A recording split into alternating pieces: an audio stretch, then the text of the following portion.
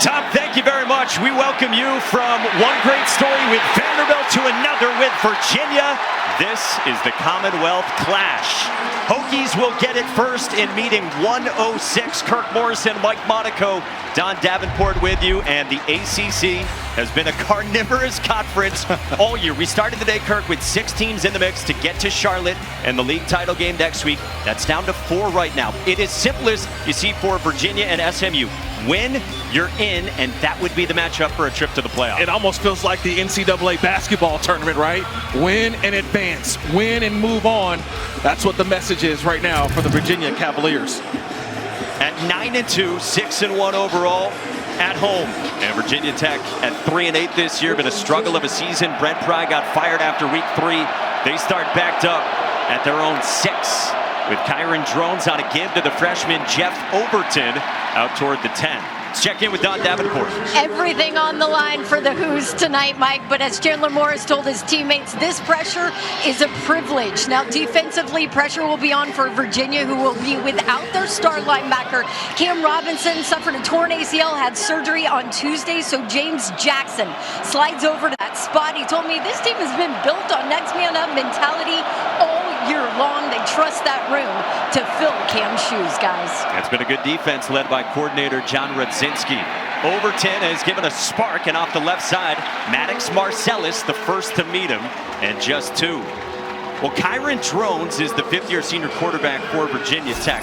He had some spicy quotes to us yesterday. He told us, we live rent-free in Virginia's head. He said, we're planning to dominate them like we normally do, because the history says the Hokies have won 19 of the last 20 in this bitter rivalry against Virginia. Yeah, he walked in our meeting confident yesterday, and the reason why he was confident, he's never lost to these guys. So he feels like, hey, it's just like any other Commonwealth rivalry game for him. They take care of business. 3rd-year starting quarterback, a big-time run threat, but he's going to the air. And now he does take off with his legs, and this is what he can do. Boy, we might see him run it 20 times today. He picks up 13 there. Yeah, this time he caught Virginia in a little twist up front. He saw where the exit was. Just watch a little twist up front, the little game by the Virginia defense. And once it opens up, Drones takes off, knows the yardage that he's needed to get the first down. That's a big first down to start this game for Virginia Tech. And for Hokies fans, Drones indeed good to go. Remember last week he got sacked in the final 5 minutes against Miami. Pop Watson took over from there, but Drones this week not even on the injury report and plays in his final college game. Overton is stacked up by Fisher K-Mac.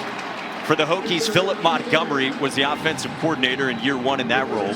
Took over as interim head coach when, like we said, Brent Pry got fired after week 3. Former Tulsa head coach. His first taste of this rivalry, and what an opportunity for Tech to play spoiler with everything on the line for Virginia. Yeah, what did he say? He got in January, and as soon as he walked in, it was like everybody was talking about it. Beat Virginia, beat Virginia. So he's well-versed in the rivalry pretty quickly. Terrion Stewart checks in at running back. Marcellus Hawkins out tonight with a shoulder injury. He's the top running back. This is Isaiah Spencer out toward the 40 with a first down. Emmanuel Carnley on the stop, 13 through the air from Drones. You know, the one things I wanted to see with this football game is the first 15 plays, right? On both sides.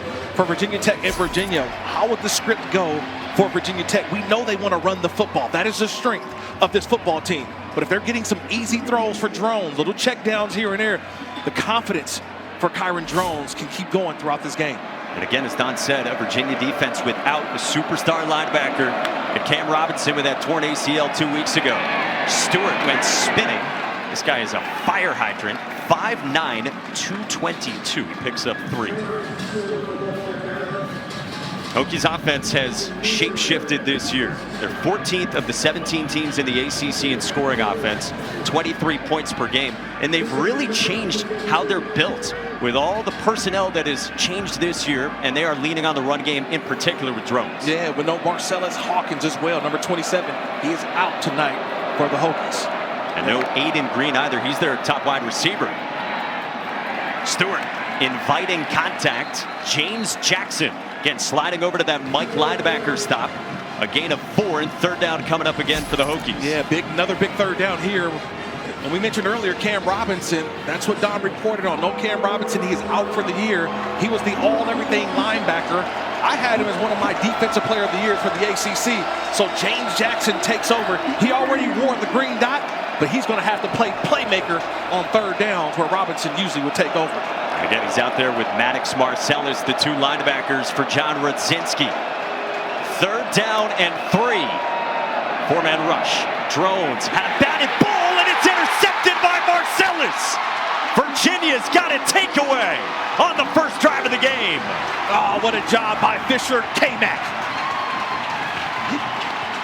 You get a little pressure up top. It's two guys. You get Mitchell Melton coming in on the outside. He creates the pressure, but K-Mac on the left, number 14. He gets the hand up. That ball's in the air. And Maddox Marcellus in for the injured Cam Robinson, already making a play for the Hoos. Charlottesville is electric tonight, just underway. First 5 minutes. Kirk Morrison, Mike Monaco with you here. This one promises to be another dandy in this rivalry. And how fitting it is that Virginia, trying to get to a place it has rarely been, has to get past Virginia Tech, who can play spoiler. Yeah, it's all about the in-state rivalry between these two, right? Two in-state rivals. The state championship of Virginia happens tonight right here in Charlottesville. Jamari Taylor on the ground in this offense, quarterbacked by Chandler Morris, 24-year-old sixth-year senior from Oklahoma to TCU to North Texas and now to Charlottesville. He called Tony Elliott to commit in the winter. He said to his head coach at the time, "Let's go win an ACC championship." Experience, that's what he brings. He's talked about it all season long, why he's here to bring Virginia to a conference championship. Low pop pass to Cam Ross, and he gets strung out. Well defended by Noah Chambers and company.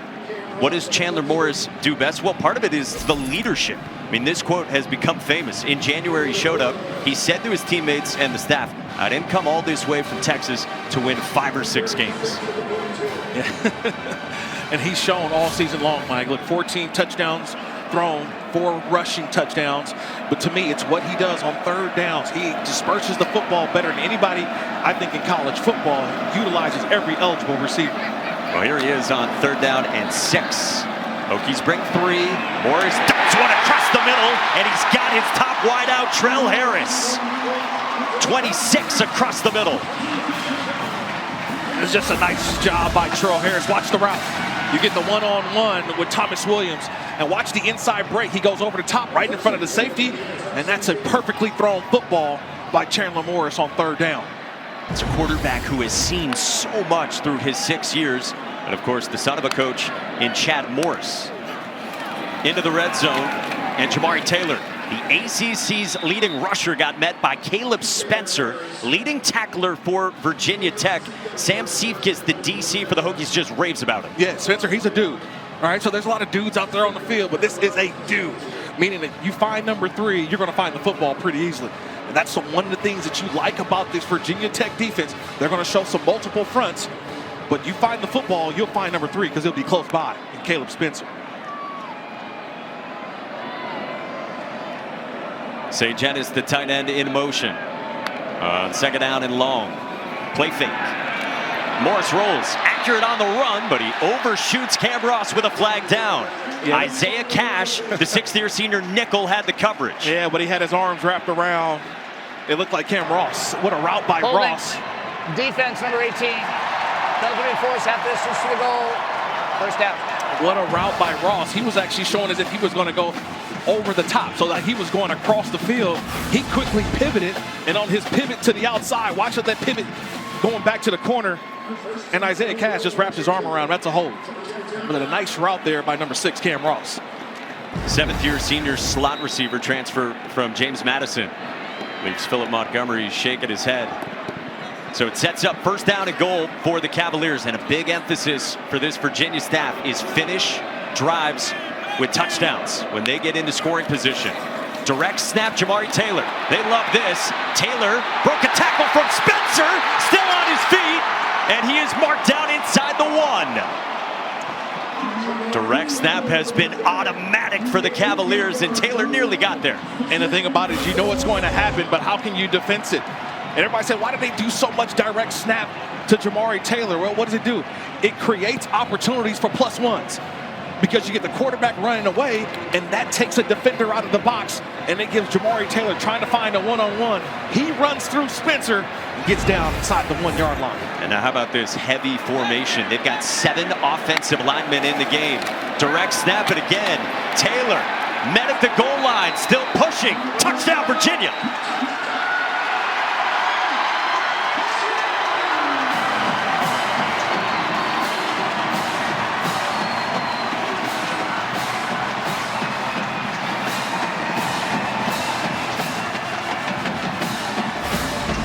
All will, all heart.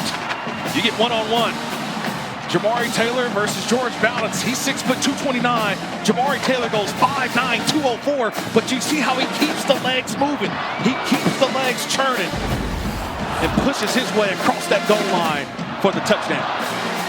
So the interception by the new guy in the starting lineup, Maddox Marcellus, and then a heavy dose of Jamari Taylor. Yeah, you get down inside the 5 yard line. Why do we even guess? It's Jamari Taylor for the touchdown. Who's upset?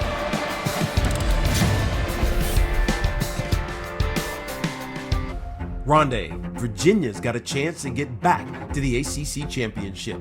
But Tiki standing in their way, Virginia Tech. A rival that would love to ruin this dream season. And they have had plenty of success against the Cavaliers recently. The Hokies have won 19 of the last 20. But this is a different season with different stakes. A win can help turn a program around, and tonight can send one team to the ACC championship. This is the Commonwealth Clash. Virginia's only won twice since the turn of the century against Virginia Tech, who's got James Franklin on board these last couple of weeks. Not here in Charlottesville tonight, but ready to take over, already making a dent in recruiting as rivals collide again. Eli Slybeck boots this one away toward Tyler Mason, who runs it out and gets spun down at the 20. Well, we talked about 2 direct snaps for Jamari Taylor. They had done it 11 times entering tonight. Well, it's their best play. And why? Because look at it, it works. They've done it in short yardage. They've done it near the goal line. They've done it in gotta have it. They've done it even in overtime for game winners. Jamari Taylor, he needs a yard. He gets you a yard and some. The best play, and we've already seen it twice on the first drive for the Who's and the Cavaliers in this game. Trust me, that won't be the last time we'll see Jamari Taylor taking a direct snap tonight. Hey, he's used to it, guys. He was a quarterback off and on in high school. Didn't even play running back until his senior year of high school. Incredible guy who walked on at FCS North Carolina Central. So Kyron Drones and the Hokies take over after the interception. They get 5 with Jeff Overton. What do you think the recipe is for Virginia Tech offensively? It's running the football. Remember, that was an interception on that last drive that really resulted in the touchdown drive from Virginia. Staying on the ground may be what this game is all about for Virginia Tech if they want to keep it close, but also they want to play clock management. Drones pulls it. On the RPO, finds Takai Heath, little jitterbug, gets tripped up shy of the 30, close to the sticks with Corey Costner, true freshman, in on the stop. But I think they've done their job. They've won first down and second down. Because if you're getting in a 3rd and 3 or less, Virginia Tech, you like your chances that you have an opportunity for the quarterback Drones to take off and run and get you a couple yards. Or if he's throwing the football, the check down, quick throws, screens, and even just a 5-yard hitch. Flip side, you see how good Virginia's defense has been on 3rd downs this year.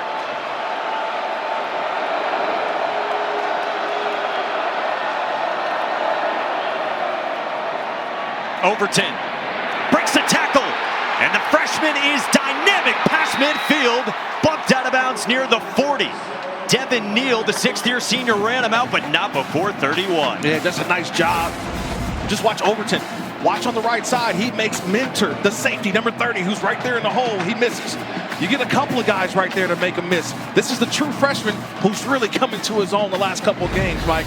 Didn't start the season on the depth chart high up because of injury, but man, he's really come along. And you saw last year in bowl practices as an early enrollee suffered the torn ACL. Terrion Stewart off the left side. And so Overton, who's 18 years old, he's only playing in his 4th game of the season. Right. Missed most of the year, debuted in week 10, first 2 games. They got his feet wet, and then last week against Miami, 35 snaps they really leaned on. Yeah, 69 yards last week on 7 carries. I watched the game last week, and I'm saying, who's the new guy? Where's this guy been? And you realize it's Overton, one of the better players that Virginia Tech was able to bring in recruiting last year, started early. You mentioned early enrollee, and what this season could have been had he been healthy. On second down, designed quarterback run with drones. So good work on first and second down. Again, you got third down and 5. And just keep your eye on the clock. So there's 35 seconds right now, 34, 33. You're watching that play clock kind of wind down. And that's going to be the friend for the Virginia Tech Hokies today. Well, that is Maddox Marcellus, junior linebacker, making his first start of the season for the injured star Cam Robinson. And we will check on Marcellus when we come back to Charlottesville. Back in Charlottesville, linebacker Maddox Marcellus walked off the field under his own power. He exits, and now third down and 4 for the Hokies. Drones on the move, and Drones met by Mitchell Melton. He is close to the sticks and maybe just a bit short. Yeah, but look, it's 4 down territory, so it doesn't matter. Nice job by Melton, number 17.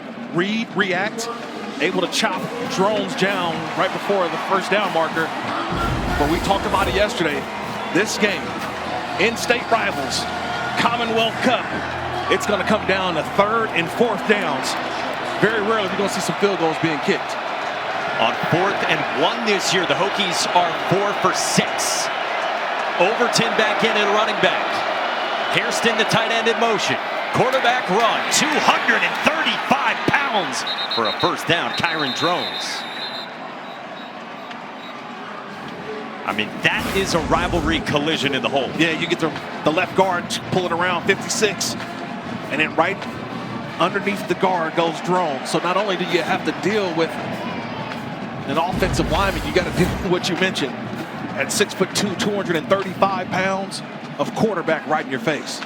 He's the Hokies' second leading rusher with more than 600 yards this year. Last week against Miami, ran it 14 times. Before that, Florida State, 18 times. The double overtime win against Cal, 21 times for Kyron Drones. From inside the 30, fake the pitch. Drones loads it up, and he floats one down the sideline. It can't connect downfield. Looking for his tight end, Jarikus Hairston. Devin Neal, the safety, the Louisville transfer, had the coverage. This is what you want to do a lot of times if offensively if you're Virginia Tech. And Philip Montgomery, the offensive coordinator as well, kind of mirroring the run with the pass. So you mentioned Jarikus Hairston. He's been what? A guy who's blocked, and this time, instead of blocking, they sent him on a nice little rail route up the sideline, just overthrown by Drones. For Philip Montgomery, his offense normally has a lot of vertical shots downfield, but that has not been the case for the Hokies running this offense. Overton broke a tackle and then met by Christian Charles.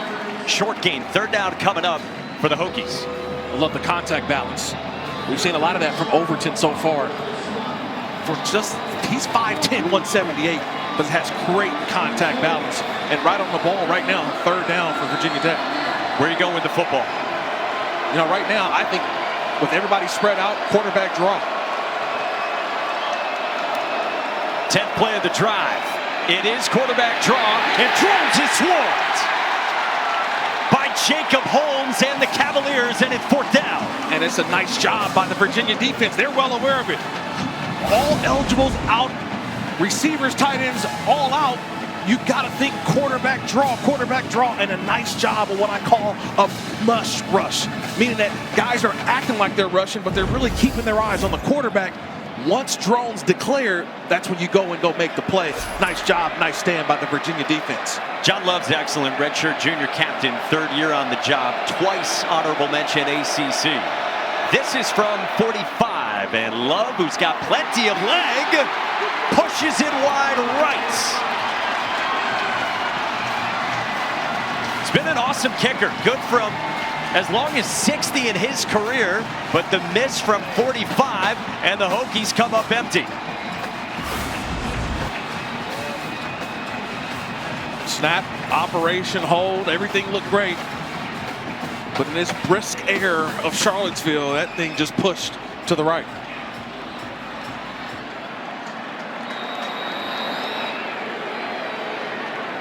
And so Tony Elliott's team takes over with a touchdown lead late in the first. Chandler Moore is back at the controls from just shy of the 30. Fade it to Taylor. Morris under pressure, trying to get away from Ben Bell and just gets rid of it. By the way, we saw Tony Elliott. We have seen a lot of Tony Elliott this year. I don't know if we've seen him as intense and energized as we saw him throughout the day. Well, I think, look, this is the biggest game of his coaching tenure so far at Virginia. This has been the biggest season that he's had coaching in terms of the amount of wins, 9.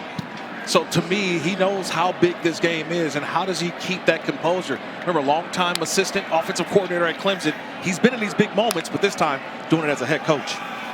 Taylor off that one cut to the second level and spun down past the 40 with a first down and 13. I mean, we saw it just as he walked in, arriving to the stadium, that Don Davenport, he looked very different today. Absolutely fired up before we did an interview, and I asked him his final message to his team, what it would be in that locker room. You guys, be who you are, and this is where he finished it. It's our time. It's what he's been saying to his team throughout this week. In the rivalry, he feels like it's this team's time to take that step and beat Virginia Tech. Screen to Trell Harris with all kinds of pressure. Nice job by Caleb Woodson, the linebacker, swarming for a loss of 2. Yeah, the first play there was really Tyson Flowers, the safety. He flew up. He saw that pass thrown quickly and watched number 11 flash on the right side of the screen. He almost thought he was going to intercept it. And that's really what threw the timing off of that play. Nice job by Flowers, 11. And you mentioned it, Woodson there to play cleanup. Yeah, those are a couple of the leaders on Sam Seifkes' defense. Flowers, redshirt junior safety, Rice transfer. A guy that will move all over the place defensively.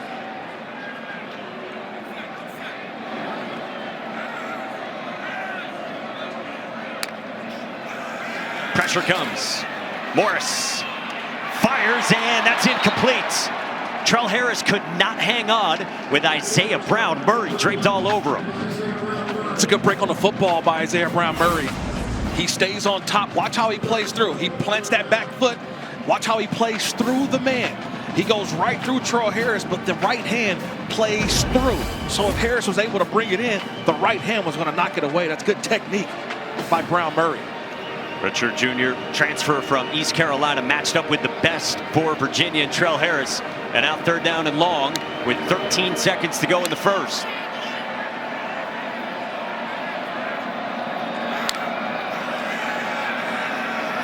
Screen to Harris. And he can't escape from Isaiah Cash. Couple screens defended well. And it's 4th down. Terrific tackle by Cash. He's got to thank his buddy Brown Murray. Brown Murray, watch, he's on the outside. See how he's keeping the ball from going outside? That allows Isaiah Cash the inside-out route to the football, and that's how you make a play on 3rd down.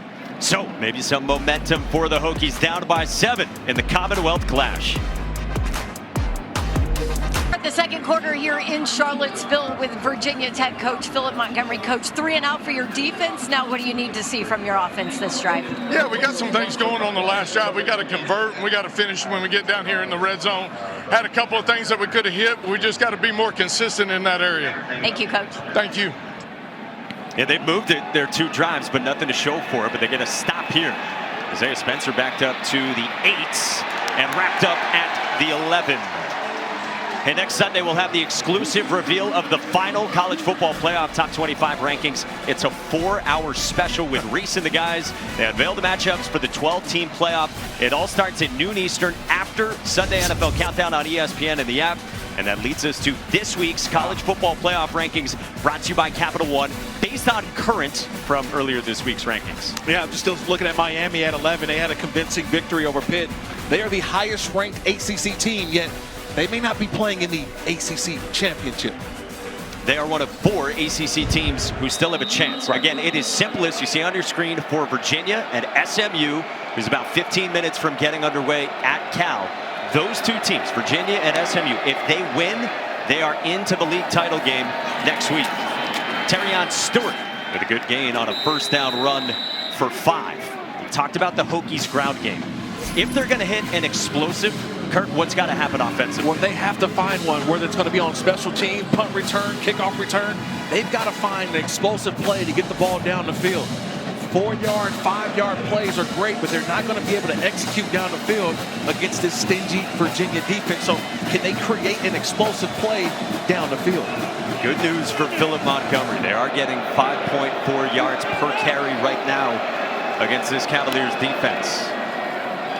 So why not run it again? Stewart off the right side, not much doing. Got dragged by his teammate for just a yard, and third down coming up. Well, great to see Maddox Marcellus back, number 11. Remember, he went off with injury on the shoulder. But watch Maddox Marcellus right there in the middle of the field, comes down and helps out and makes a play. So both linebackers are intact right now for Virginia's defense. It was right shoulder for Maddox Marcellus, the transfer from Eastern Kentucky.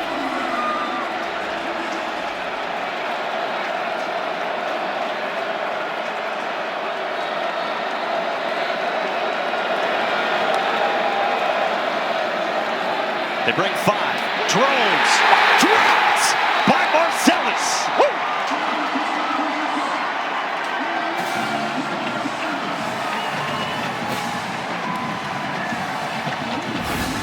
I love this little cross dog blitz. So you get Jackson here and watch Marcellus come late. A nice little cross dog blitz, and Virginia Tech just can't pick it up.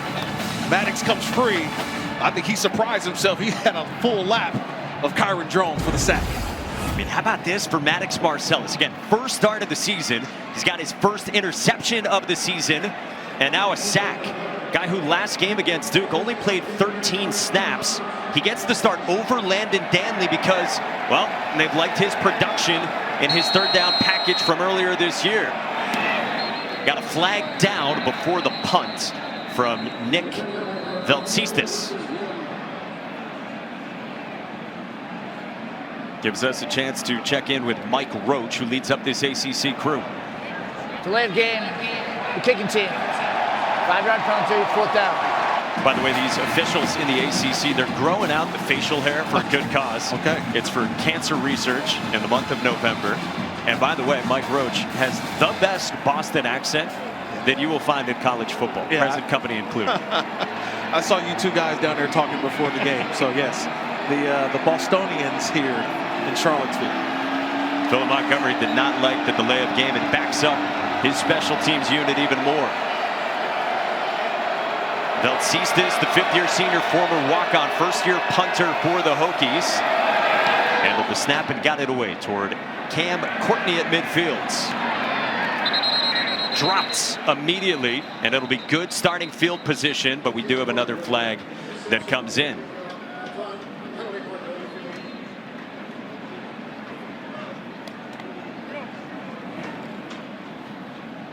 I think you may have a hold here on Virginia on the During the sideline. kick, holding, receiving team number 5. 10-yard beat, penalty will be enforced at the end of the kick. The first down, timeout.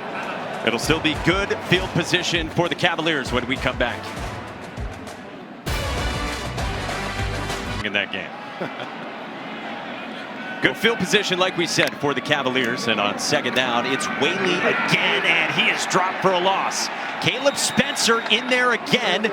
Jason Abbey, the defensive end, partners as well, and it's a loss of 4. Well, Caleb Spencer's kind of hovering around that line of scrimmage, and then he just sees the play and just breaks right through and makes the tackle for loss on Whaley. So right now, Caleb Spencer's kind of got a beat on this offense for Virginia right now. He's playing right near the line of scrimmage and having a hard time blocking him. Third drive for Chandler Morris and the Cavaliers, and already 4 TFLs for the Hokies. And that looks like it's going on Virginia's offensive line.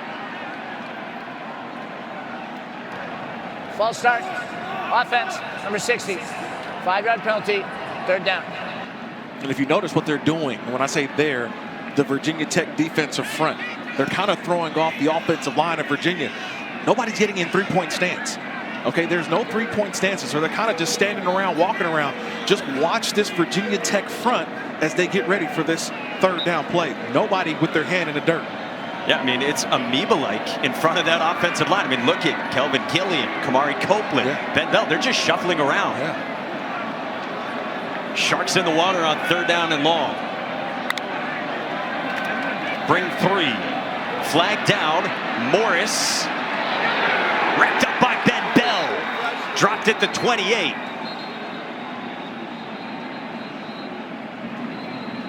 So we got to check the marker, and then we've got a Virginia offensive lineman down as well. The left tackle, Mikhail Boley. I think they get an illegal formation here from Virginia, and then a nice job of overload. Illegal shift on the offense. 2 players do not get fully set before the ball is snapped. That penalty's declined. Defense will take the result of the play. It'll be 4th down. And then more importantly for Virginia, their left tackle, see left side of your screen, Mikhail Boley gets rolled up on the right leg. Senior from Hattiesburg, Mississippi, is still down on the field. We'll check on him next.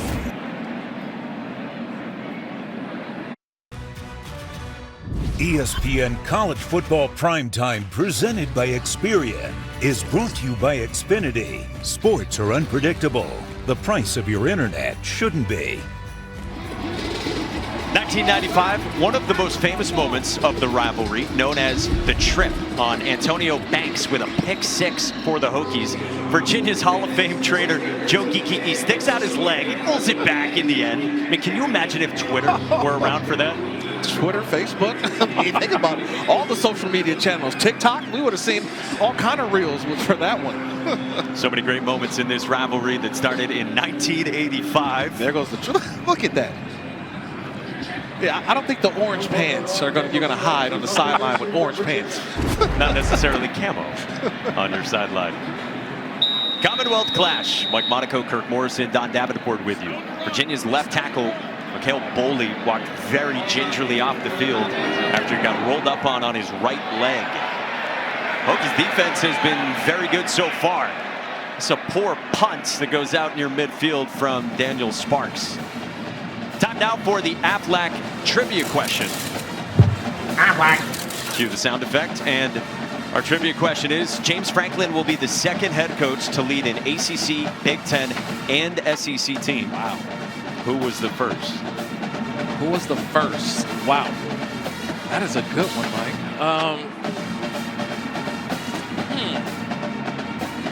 Could it be Nick Saban? No, I don't think he had an ACC. I don't think so. No, it's a Big Ten was Michigan State. SEC is Alabama. All right, I'll give you one more play to think about. Right. Big news, though, with James Franklin, fired from Penn State October 12th, hired by the Hokies November 17th, just 12 days ago. Their best starting field position, and Drones takes a shot downfield just out of the reach of Snook Peterkin, the true freshman, with Emmanuel Carnley in coverage. 2nd down. So let's answer the Aflac trivia question. James Franklin's going to be the 2nd to coach a team. ACC, Big Ten, of course, his tenure at Penn State, and in the SEC from his time at Vanderbilt. Who was the first? Lou Holtz. Oh, That's bad. I didn't get that. Yeah. NC State, Minnesota, and South Carolina. Yeah, great buzz for the Hokies, and James Franklin has been working on the recruiting trail already. On 2nd down, they pitch it to the true freshman, Jeff Overton.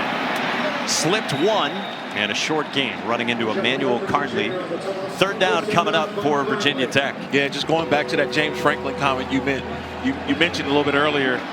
A lot of people over here calling him the beast of the East so far in the way that he's hit this recruiting cycle. So a lot of excitement down there at Virginia Tech.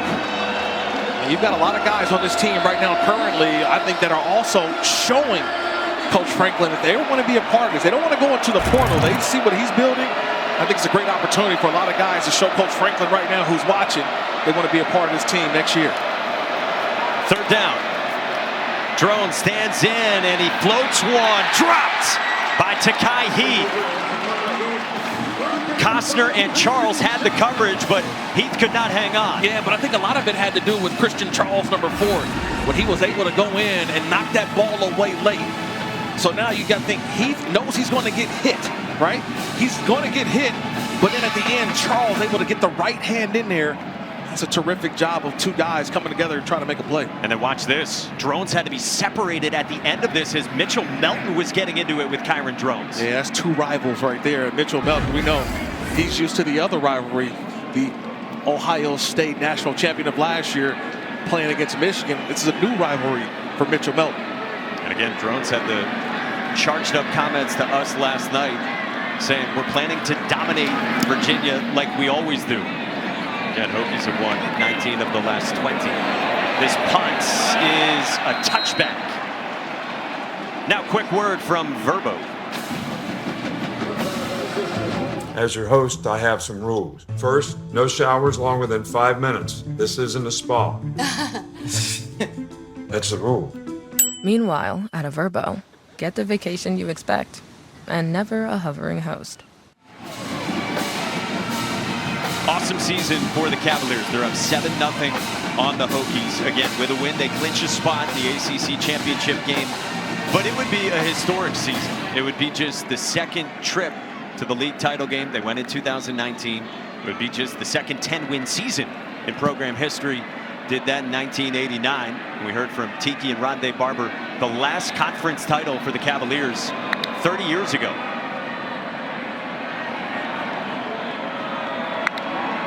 Take over at the 20 with Morris on the roll.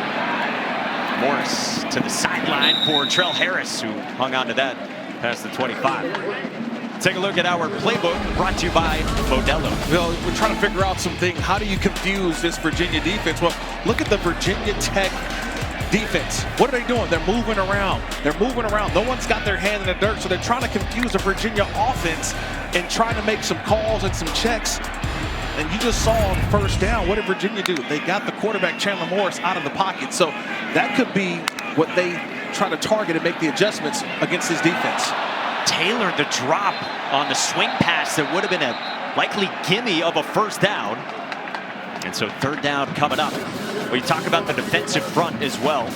Mikhail Boley out of this game for the time being with a right leg injury. So Ben York, who just came back today after 4 weeks ago, he suffered an ankle injury of his own, missed the last couple of games. Now a young guy comes in at left tackle. So right now, you got to understand that too. So you're not going to be able to hold up, or you're going to have Sage Ennis, number 0. He's the tight end, maybe in to help out, get some chip blocks just to give Chandler Morris enough time. York's got a large fall right in front of him. Taylor trying to sift through the rubble, and he does for a first down and a 4-yard pickup. That's trust right there. That's trust. When I say trust, Des Kitchens, the offensive coordinator. How many offensive coordinators you know can hand it off on 3rd and 3 and you get 4? Taylor again breaks one up the middle and got dragged down by Jordan Bass after 10. And Des Kitchens wants to feed Jamari Taylor today. And now they go up tempo. Third straight run after the drop. At 4 yards, Cody Heisman the stop. So you just asked the question, right, 3 plays earlier. You said, well, how do you handle, a freshman and sophomore guys going in, injuries on the offensive line? What do? Run the ball. 3 consecutive plays, you run the ball. That's how you do it. Screen. Taylor sure-handed this time, and Taylor got some blocking inside the 45. Don. Guys, Mikhail Boley just headed to the locker room on a crutch. He didn't want to leave. He wanted to watch this drive, but the trainers took him in. So Virginia going to be without Mikhail Boley. Last year dealt with knee problems. Earlier this year against Louisville, suffered a slight ankle injury. But now York takes over as the Cavaliers did go up tempo. And that's how you do it. Kind of slow it down, slow things down. You got a young sophomore going in at the tackle spot. Don't want to put him in some adverse situations. Make sure that he's able to get off and fire off. The run is how you do it. Screen Cam Courtney. Back up slot receiver made a cut. Cam Courtney takes it inside the red zone for Virginia. That's a nice job by Cameron Courtney, but he got to make sure he gives a high five to his tight end, Sage Ennis. He's on the right side. So watch how this play develops. It's just a quick understand what the defense gives you. There's the tight end. He gets out. Now watch the block by Ennis 0. He's the one that set things up, and then Courtney, the sophomore, making one guy miss. There's an explosive play for the offense. Moore's 3 for 3 for 49 yards on this drive.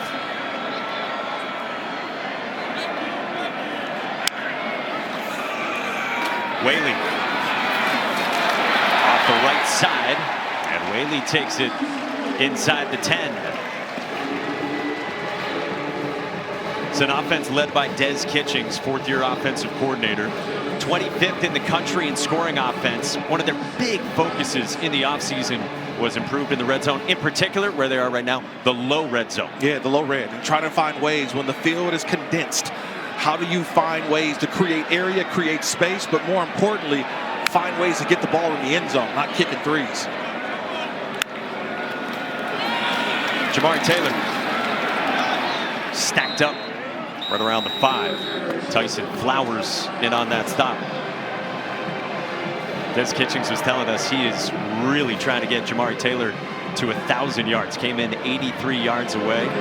And also told us he's trying to get him the ACC rushing touchdown lead as well. Taylor came in with 13 behind Georgia Tech quarterback Haynes King with 15. Yeah, and a lot of it is just because of his work ethic, his attitude. He came in and wanted to show and prove everybody that he belongs on the Power 4 level coming from the FCS level. Yeah, he was a walk-on at North Carolina Central. Big third down here. Morris rolls. He can run it in the red zone, and Morris finishes a run. They mark him out inside the 1. Did have enough for the first down with Morris on the move to his right. Now, watch how Morris finishes this play, right? You don't want your quarterback taking hits, but man, you're talking about winning a state championship, trying to advance to the conference championship, and there you have Chandler Morris using that shoulder, trying to run through a defender for a touchdown. And remember, that's Morris's shoulder that has been banged up all season since week 1, and yet this means so much to him. You think direct snap? Right, this is where it is, usually direct snap to Jamari Taylor. Seen it once already. Direct snap. Jamari Taylor's going to throw it. He floats it. Touchdown, St. Dennis.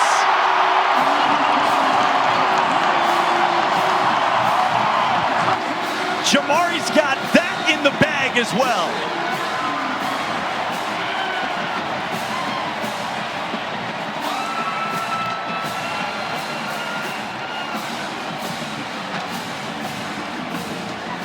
Late flag came in the end zone. I think this was on the celebration by Ennis. Moving on the field is a touchdown. After the play, unsportsmanlike conduct. Offense number 76. His first unsportsmanlike conduct foul of the game. That 59 penalty to be assessed on the kickoff. They get the 6th-year senior center Brady Wilson, the UAB transfer, after touchdown number 5 of the year for one of the captains in St. Dennis. Now, how about that? You set it up all season long with runs out of the direct snap from Jamari Taylor. And then you go to the pop pass to the tight end in Ennis. Yeah, we were waiting for it. You knew it was coming. At Virginia Tech, they knew it was coming. Direct snap to Taylor, but you mentioned it. He digged in that bag. Go get that bag. Throw it to Ennis for the touchdown. Who's up 14?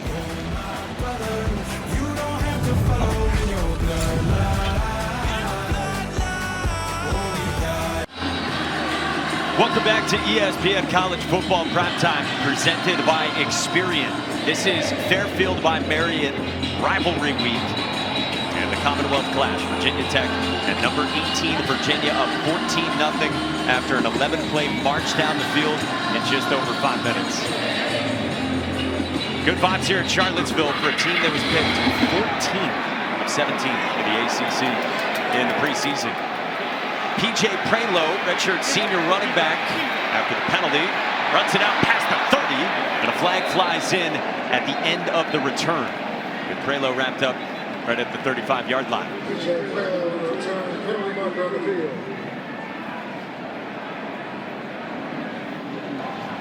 During the return, personal foul, illegal blindside block, receiving team number 31. 15-yard penalty, first down. So it backs up the Hokies. Time now for our drive recap, covered by Geico, and it ended with yet another direct snap. Yeah, another direct snap, but remember, they started the drive off with 3 consecutive runs. Then they had a couple of pass plays, but once you get inside that 10-yard line in the red zone, it's been the power running game. And that's what you're seeing it really come to life. The quarterback's doing it, and now you've even got a guy in Taylor has not attempted a pass all season. They saved it for the big moment.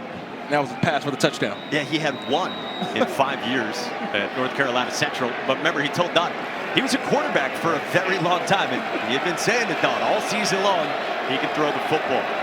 Well, this is do or die time for Virginia Tech, down by 14. 4.5 to go until halftime, and Terriot Stewart running physically into the arms of Maddox Marcellus. And this has to be your 4-minute offense if you're Virginia Tech, meaning that with 4 minutes as this clock is winding down, you don't want to punt this football back to Virginia. You want to eat up this clock and find a way to get some points on this drive.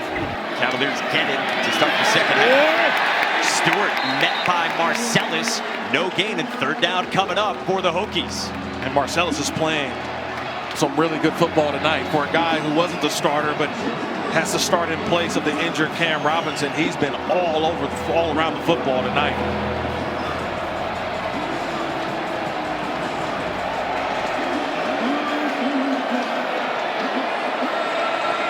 It's third down. I would definitely try to take a look here at Heath.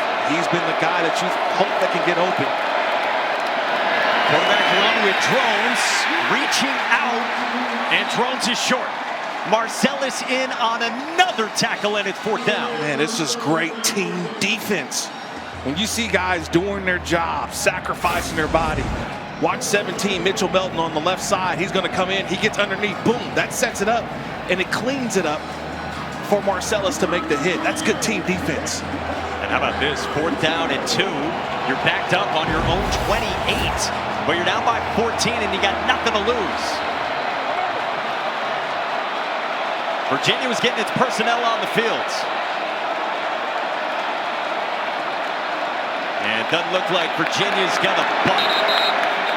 Philip Montgomery will take the timeout and presumably punt it away. Virginia Tech takes its first time out of the half. And this crowd is electric, man. You feel the energy. It's a buzz around here. Well, Maddox Marcellus, you said it. He has been awesome, stepping in for the injured Cam Robinson, the stud middle linebacker. Yeah, first the ball finds him early on for the interception. Then he gets the sack on a nice little cross blitz on the inside. And then he's just been by the football throughout this game. Downhill playing on the Virginia Tech side of the field. 6 tackles already, half a sack plus the pick for the transfer from the FCS level, like we said, Eastern Kentucky. Boy, huge loss to not have Cam Robinson, but no immediate impact felt on the defense of John Radzinski. 3 straight 3-and-outs for the Hokies, who just have not got in gear offensively. Kyron Drones has only completed 2 passes in the entirety of this first half. Good punt from Veltsistis. And Courtney the fair catch inside the 25. Well, there's the Taco Bell Lib-Mas student section, and only one student section can claim the title of Lib-Mas student section of the year. Who will take home the trophy this year? Great moments throughout this rivalry. There's the legend of Hunter Carpenter. Early 1900s, he was dead set, Kirk, on beating Virginia. Played for years for Virginia Tech. Then left, early 1900s. He goes to North Carolina because he wants to beat Virginia. Couldn't do it at either school. Transfers back to Virginia Tech. The Virginia Student newspaper says that he was being paid to play. Sounds familiar to what we've got going on in this day and age. Yeah, the NIL deal? It's a pass to Cam Courtney, and a gain of just a yard. Virginia after that, they didn't schedule Virginia Tech again for nearly 20 years. This is meeting 106 between these bitter rivals that has gone back more than a century. I wonder what his NIL deal was. Did he, was it like a milk carton, or he was pushing milk and he got a quarter per carton or something like that? Yeah, he came back to Virginia Tech. He had to sign an affidavit to play in the game that he wasn't being paid. We take toward the 2-minute timeout for Chandler Morris and the Who's. Pressure comes, quick release, sideline. Jamal Entrin, the Purdue transfer, broke a tackle, and he's got enough for a first down. All Virginia so far in this rivalry showdown with Virginia Tech. Win and a trip to the ACC title game.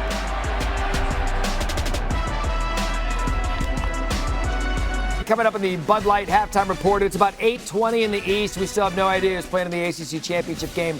We'll discuss the possibilities coming up. Plus, speaking of chaos, Lane Kiffin at some point is going to have to make a decision. We'll get the latest from Oxford. Plus, the last time Ohio State beat Michigan, we didn't even know what COVID was. Highlights of all that and more coming up on the Bud Light halftime report. All right, Matt, we look forward to it. Back here in Charlottesville, Chandler Morris on first down, kept his footing and fired incomplete in the direction of Jamal Edrin. AT&T is keeping you connected with our bracket insights. You can sign up now at ESPN.com and fill out your own CFP bracket challenge presented by AT&T. Got all this, Kirk? I'm trying. I see a UNC win in there, too. So Bill Belichick is kind of have some say on who goes to the conference championship game as well. Yeah, that's a game that's going on right now. Rivalry game in the Triangle. If Virginia wins this game, Miami eliminated from contention for the league title game. They just beat Duke, joining SMU and Virginia with a chance. Nothing doing on that screen to Cam Courtney, getting a lot of run with Cam Ross hobbled in this game. So third down and long coming up, and we'll get a timeout taken with 1:36 to go in the first half. Second from Philip Montgomery. Last win for the Cavaliers against Virginia Tech was 2019. Virginia trying to end a 15-game losing streak in the rivalry. They ended up reaching the ACC championship game for the first time in program history as Mandy Alonso had the strip sack of Hendon Hooker to seal it. Wow. You start looking at those names and faces and then trying to recreate that moment right now as I'm looking to my left.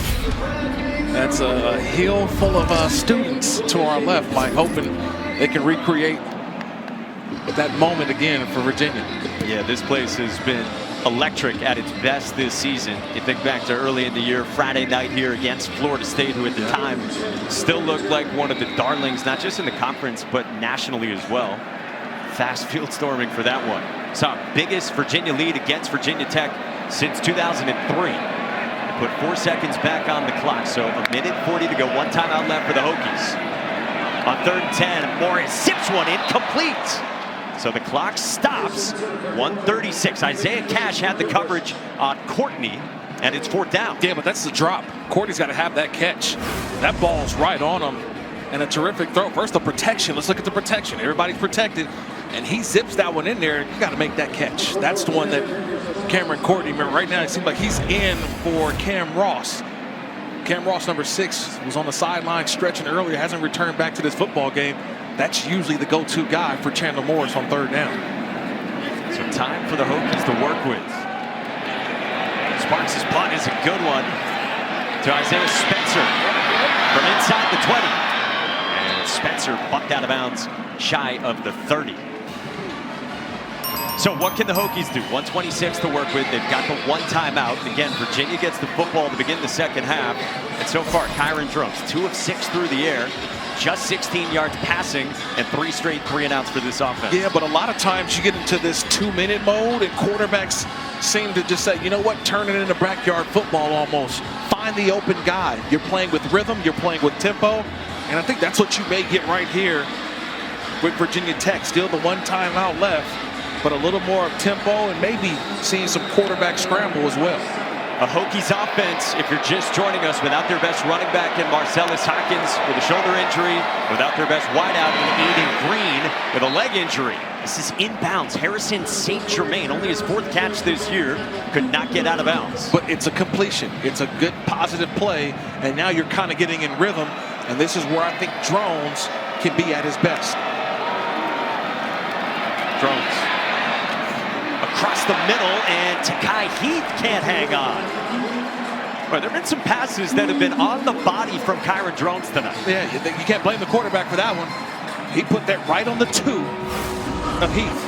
That's right in his hands. Look, the protection is there, staying in there, bounces around in the pocket, buys a little time. That's right there. You've got to catch that one if you're Heath, the redshirt sophomore out of Richmond. Where's the trust in the receiving targets right now for Kyron Drones?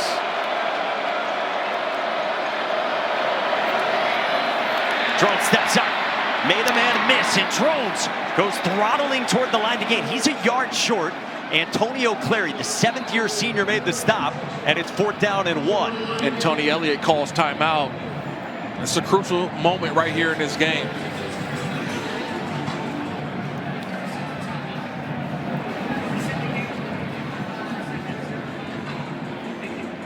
So Tony Elliott's going to preserve some time here as we welcome you upstairs here in Charlottesville. Kirk Morrison, Mike Monaco with you. Virginia Tech just has not got going offensively. And for Virginia, man, what a season this would be. If they can finish off this game, long way to go to get to 10 wins and get to the conference championship. It's been a dream season. It started all year with the faith and the belief that they've got a quarterback in Chandler Morris who's come in and really, I think, instilled in these guys that they can do it. They believe in it. They can go play in Charlotte. Now, a lot of people laughed when Coach Tony Elliott was talking about Charlotte. It was like, no. Only time you guys are going to Charlotte is to go see the Panthers play, okay? But they were saying as a team, they felt that, look, we have an opportunity. We got a lot of guys coming back. We got some newcomers. We got a nice roster, and it's all really gelled. And it comes to a point right here, their final regular season game with an opportunity to play in Charlotte for the conference championship. 4 straight 3-and-outs. Cam Courtney, not much to it. Past the 15, 47 seconds to go. Speaking of Charlotte, ACC Network will have you covered with all kinds of coverage live next Saturday. Inside Access, 5 o'clock Eastern time. The Huddle Crew, 6 o'clock Eastern time. Pregame and a postgame. And then Field Pass, an alternate telecast as well. ACC Network and the app. And improbable for Virginia to be in this spot again. Picked 14th in the ACC. They're the only current top 25 team that hasn't been bowl eligible at any point any of the last 3 seasons. Like, they might be the most improbable potential playoff team in the country right now. Morris on the roll, takes the check down to Jamari Taylor, and Taylor gets the first down, got leveled by Caleb Woodson. And does a flag come in at the end of that? No flag. I don't see one. I think it's a good call as well. Woodson said, you better get out of bounds or I'm gonna hit you.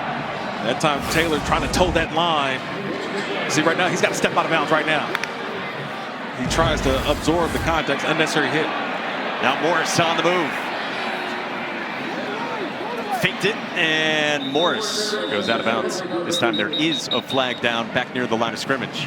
Yeah, I think they get Brady Wilson, the center, on a hold late in the down. Holding. Offense number 76. 10-yard penalty. First down. Yeah, that kind of just stops the drive right here in the middle. Watch the center. It's late in the down, right? He's just trying to hold off. He's holding off. Now his quarterback tries to exit the pocket. See, the center doesn't know that. He doesn't know that. And see, that's where the hold comes in. And I think that is actually a drive killer, as Wilson had grabbed Gilliam's jersey in the back. So 32 seconds. You do have the 2 timeouts, but again, backed up inside the 20 for Tony Elliott. Quick release and a catch inbounds from Cam Courtney. And I think that just may do it for the half. And Tony Elliott does, that penalty hurt. Does not use the timeout, and Virginia content to take a 2-touchdown lead to halftime.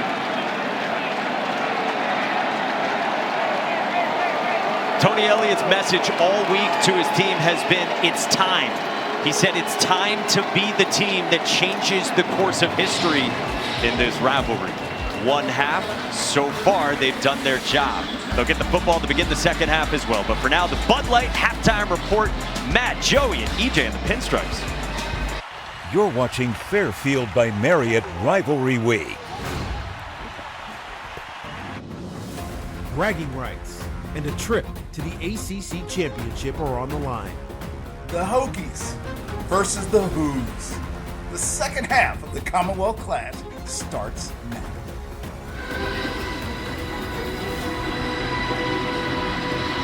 Welcome back to ESPN College Football Primetime, presented by Experian.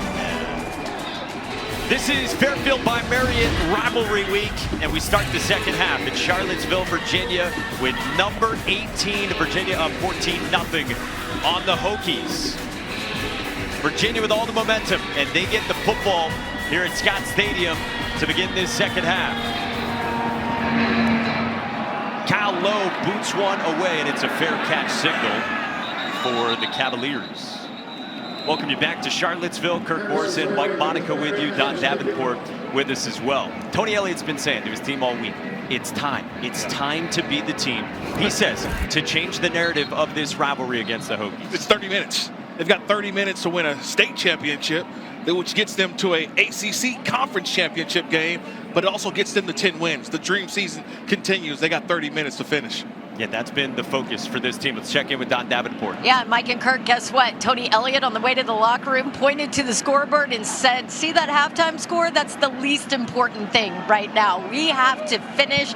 And he pointed out that they have to execute better right here on offense in the third quarter. And they've got to start fast here. Now, on the other side for Virginia Tech, Philip Montgomery said they've been battling field position all night. They've got to flip the field, find out how, move some people on offense, and of course settle down on both sides of the ball, guys. Yeah, they just haven't done much of anything offensively. 110 yards on 30 plays for the interim head coach somewhere over there, Philip Montgomery, leading the Hokies for one final time. Caleb Hardy, a safety / Sam linebacker, got banged up for the Cavaliers, who start with it at the 25.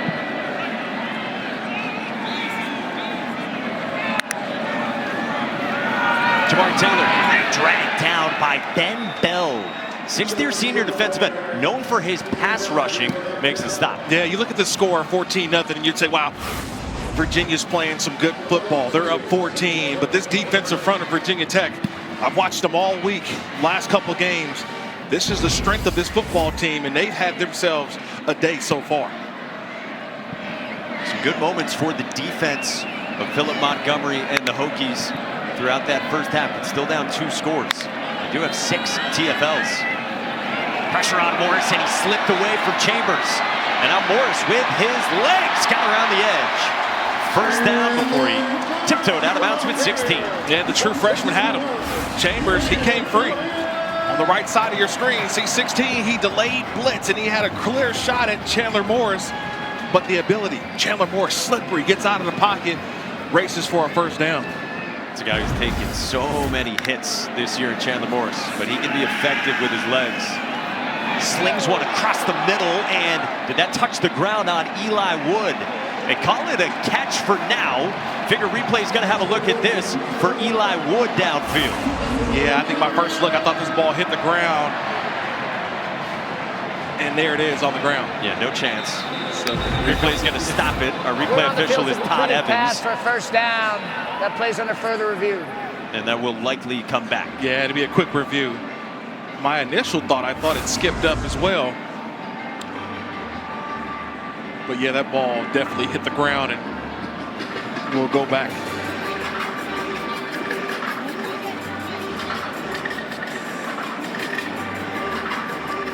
So a quick review, get back to 1st and 10. Or 2nd and 10 now. The incompletion. For this Virginia offense with Morris at the controls. I mean, Morris has made such a difference for this team all season. The guy who transferred in from North Texas after his previous stops at Oklahoma and then TCU. He's been a guy who has changed everything offensively. I think what I've seen so far this year is that you've had Chandler Morris, you have to make sure of being aggressive versus reckless, right? Like, he's aggressive as a quarterback because he wants to make the right play. He wants to get the yards.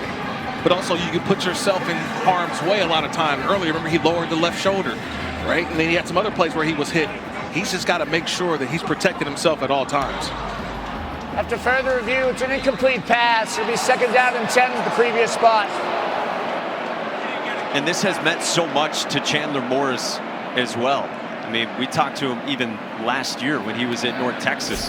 Before last year, and he had told us that there were times where he was ready to be done with football. Yeah, man. Wanted to quit football. That's unbelievable to think where he was just a couple seasons ago, and now, right now, just a couple minutes, less than a half away from leading his team to a conference championship.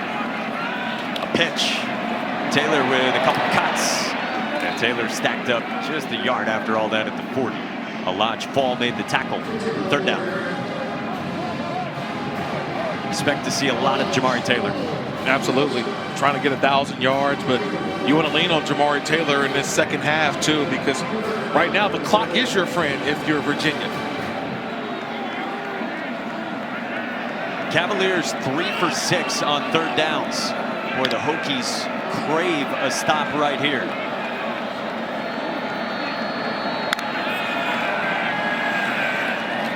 Break 5, Morris with a sidestep. Dirt ball at Trell Harris, and it's 4th down. Morris did the heavy lifting and then missed. Trell Harris on the move. Yeah, he did the heavy lifting, but I think Harris thought that Morris, because of how aggressive he was, thought he was going to take off and keep running. And then you got to put that ball in front of Trell Harris. I think that's where just the miscommunication comes in. And there you see the frustration on Morris. Probably could have got some yards and then punted the football, or he could have just said, you know what, let me stop, compose myself, set up, and deliver to Harris, who had an opportunity for a catch and run. And there's been one great drive in this game from either team. That was the 11-play touchdown drive spanning 80 yards for Virginia. They scored their other touchdown on the short field after the interception from Kyron Drones on the first drive of the game. This was a great punt from Daniel Sparks and a better return from Isaiah Spencer. Out of bounds shy of the 30, but there's a marker back inside the 10-yard line. I think it was on the initial catch of the punt. During the return, illegal block in the back, receiving team number 28. 10-yard penalty to be enforced. First down. Timeout. It's on Harrell for the Hokies. Can Kyron Drones and the Virginia Tech offense finally get something started on the road in Charlottesville? You're watching the ACC on ESPN. Charlottesville, Virginia, and the Hokies backed up with their worst starting field position tonight for either team. 4 straight 3-and-outs, and now a pre-snap penalty, and then some extracurriculars as well. Prior to the snap, false start. Offense, number 76. Half the distance to the goal, first down. It's the redshirt freshman right tackle Aiden Lynch, who's been pressed into duty after the costly penalty on the return for Virginia Tech, and this is awful field position. You're backed up, and the only way you get out of this hole is you probably got to run the football a little bit or even take a shot down the field. But they haven't found the big play at all. 0, Aiden Green, he's not available to them today. So who's going to be the guy to step up here in the second half? They have to find an explosive play, especially down here. Yeah, they only have the 3 completions in this game. 1 reception each for 3 different guys. And it gets loud in Charlottesville. It's a run for Overton off the left side, and he barely stayed out of the end zone. Daniel Rickert for a loss of 1. That's how you hold an edge. Daniel Rickert right there, 52. Engage, extension, tackle. That's how you do it. And that ball barely gets out of the end zone from Overton. Yeah, for it not to be a safety, the entire ball must be out of the end zone in the field of play. These are tight quarters for the Hokies. Virginia famously had a safety at the end of the game against Washington State earlier this season. Overton knocked and doing off the left side. Jason Hammond, the junior defensive tackle, makes the stop, and it's 3rd down and long. Yeah, they brought a little cat blitz as well. Cat is the corner. Number 9, Jordan Robinson. So you got a mix of Hammond and the corner coming in to make a sandwich right there on Overton. Now you're 3rd and long. And I'll tell you this, the way this rush has come from Virginia, they've sent some double-edge pressure. They've seen some inside pressure. If I'm Virginia Tech, I'm trying to run this football. I don't want Drones back there trying to find an open guy. Drones pulls it, and he is going to throw. Drones toward the sideline, sailed it too tall for Spencer. Now there is a flag down right around the line of scrimmage on the near side of the field. Early indication on Virginia Tech. An eligible receiver downfield on the pass. Offense, number 79. That penalty's declined. It'll be 4th down. Well, they injected a little bit of risk in the play call. Drones decided to throw, but in the end, this is going to be a punt. Yeah, watch. It's a true RPO. But watch the offensive line. They're run blocking. And you get guys up the field, and then it turns into a pass play because Drones pulled it. And just nowhere to go with the football. Nice defensive stop there by Virginia. Not much to work with back there for Nick Veltsitstis. Got the punt away. Cam Courtney lets it take Virginia Tech hop. But it'll be a start at the Virginia Tech 49 for the Cavaliers. Hey, kick off your Week 13 NFL Sunday, 10 a.m. Eastern with the Countdown Crew here on ESPN and the app. All the early breaking stories, the injury updates, and previews of each game right up to kickoff. And then Week 13 Monday Night Football, the Patriots. Great turnaround this year against the Giants. 8 Eastern, ESPN, Deportes, and the app, and Peyton and Eli on ESPN2. Look at that. It's almost like Virginia, right? Virginia last year versus Virginia this year, right? Their football team didn't win a lot of games last year. Now 9-2 this year. It's all about the quarterback. Yeah, last year 5-7. Taylor on the ground. Last year they dropped 6 of their final 7. Year 4, it's been a breakthrough for Tony Elliott. And now their defense got the stop. And can they get some more breathing room against the Hokies? Well, right now, relying on this rushing attack, spreading the Virginia Tech defense out. Another carry for Taylor. It is a great story. I mean, we've talked about it. Transfer from FCS North Carolina Central. And Jamari Taylor is your ACC rushing leader, creeping toward 1,000 yards. On 3rd and 3, Taylor has been effective in the receiving game as well. First down to the 35. And you talked about it earlier. This coaching staff raves about this guy's work ethic. It just works. And the one thing that Des Kitchens' offensive coordinator just said is, look, those 1- and 2-yard runs in the first half, as the game goes along, he's a home run hitter. They turn into 7, 8, and we've seen him go for 80 before. He's an outstanding young running back. Morris taking a shot down the sideline for Harris, and he's out of bounds. Thomas Williams had the coverage. That ball hung up in the air too long. Harris had him initially, and that ball just seemed to just float in the air because Harris had about 2 steps on him, and Williams able to come back. Here's a shot at the end of that one. Isaiah Cash rolled right into him. And maybe that's what Morris felt, because that ball had a lot of air on it.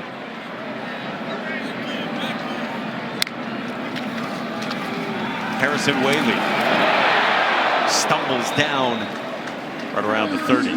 Jaden Keller, 5th-year senior linebacker, tripped him up, and now it's 3rd down. Virginia goes up-tempo again. Snap it and throw it, and right through the wickets of Cam Courtney. Boy, Isaiah Brown-Murray had a chance at that off the drop. 4th down, and what's the decision here for Tony Elliott? Yeah, it's a big decision right here. And they go back to Cam Courtney. Again, I got to mention, Cam Ross is usually in that spot. The grant transfer from UConn is usually in that spot. He's on the sideline, looks to be with a lower body injury. He's usually been the go-to guy for Chandler Morris in those areas. But they bring Taylor back in, and it looks like they're going to go for it. The field goal would be about 46. That is right around the career long of Will Bettridge, who has been trustworthy. But 4th down at 4, and Virginia will go for it. Pressure picked up. Morris, crosser, Harris, 1st down and more. Trell Harris takes it into the red zone, and a 4th down conversion for the Cavaliers. It's one of their old concepts. They love this concept, Des Kitchens. All it is just a mesh. You let these guys go up the field, and you allow Harris to just go right underneath. And watch how Morris buys enough time to allow the route to develop. See how all the routes, they go deep, and you hit the underneath to Harris, who had a ton of room to work. So impressive watching this Des Kitchens offense all year. Guy who also coaches the tight ends. He goes back with Tony Elliott on staff as far as 17 years ago at Furman. First set of downs, and Morris zips one into the end zone for Sage Ettis. You sit back, you laugh a little bit. Why? Because Chandler Morris pulled out the fastball, right? Yeah, the catcher behind there put down the #1 finger because he tried to drill that one in between 2 safeties. And he had to put some heat on that, some mustard on that football, but just out of the reach of Sage Ennis. You know, sometimes you forget about the touch that he has, but he can deliver a fastball when needed and almost got it in between the safeties. Chris Pollard on line 1. Harrison Whaley bangs down just outside the 10. And Whaley's a guy in tandem with Jamari Taylor tonight, 6th-year senior himself. Wyoming transfer. He's had a bigger role recently. Remember Xavier Brown, who had been the number 2 behind Taylor. He suffered a torn ACL 6 weeks ago. So, but a lot of these guys have been at 2 or 3 universities, right? Harrison Whaley's a guy, started at Northern Illinois, then he goes to Wyoming and finds himself here at Virginia and has been a vital part to this offense as the number 2 behind Taylor. Steady stream of runs, and Whaley dragged down. Cody Heisman wrapped him up, and another 4th down for the Cavaliers. And I think this is a field goal here. That's easy decision. I think you were earlier, you go for it because you were kind of what I call no man's land, but this is an easy decision. Go up 3 scores with a field goal. Despite some groans from the locals. Will Bettridge, senior from Miami, 18 for 22 this year. He wears that number 41 in honor of his old fallen teammate Deshaun Perry, who Bettridge played with in high school. Those 3 players lost to such an unspeakable tragedy have been all on the minds of the Cavaliers throughout this dream season. Bettridge is good from 27, and the lead is 17 for Virginia. Trying to get to Charlotte. In Charlottesville, these are your ACC championship game scenarios. For Virginia, if they win, if they finish off this game against Virginia Tech, they're in. SMU, it's winning in as well, but right now they're losing at Cal. So, I mean, we could be looking at Duke and Virginia if Virginia Tech cannot come back in a rematch of a game that was played 2 weeks ago and that Virginia controlled. Yeah, they won 34-17 at Duke, but now you go to a neutral site over in Charlotte, so there's a lot of possibilities right now for the conference championship. Fair catch signal from PJ Prelo. Well, let's check out what the bracket looks like. And again, a reminder on the likes of Miami there. They're in there because they are the highest ranked ACC team, but it's a spot that might go to the champion. If Virginia could get it done a couple of weeks from now, yes, you could be looking at them in the field. Now, if Duke were to get to Charlotte, and should they win in Charlotte, that would be chaotic. That'd be chaotic because for them to get to Charlotte and win, that would put them at 8-5. Are you putting an 8-5 conference champion in who's not as ranked as high as maybe a group of 5, like a Tulane or possibly a James Madison? Yeah, like a second group of 5. Correct. Of course. Kyron Drones, incomplete. Virginia Tech has 3 completions in this game. Yeah, that is a scenario that is going to get a lot of bandwidth depending on how SMU and Cal finishes up in a game going on right now on ESPN2. Here in Charlottesville, Kyron Drones and the Hokies unable to establish much of anything offensively. And a lot of it is just honestly the defense of Virginia, especially the secondary. Just not a lot of guys being able to get open on this man-to-man coverage so far from Virginia's defense. Devin Neal showed blitz, so Drones makes the adjustment. Play clock winded down on the 5th-year senior. Jeff Overton, dynamic freshman, ran over Maddox Marcellus and very little. I mean, I've just been impressed with how they've been able to plug the gaps. I told you early on, I wanted to see how would Virginia kind of deploy their defense versus Virginia Tech. The quarterback run, but I've been impressed how everybody's been in their gap. You haven't seen guys trying to do too much.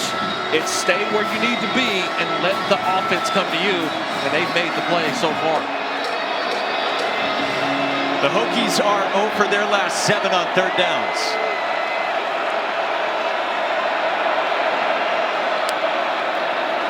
Virginia backed off and brought 4. Drones searching.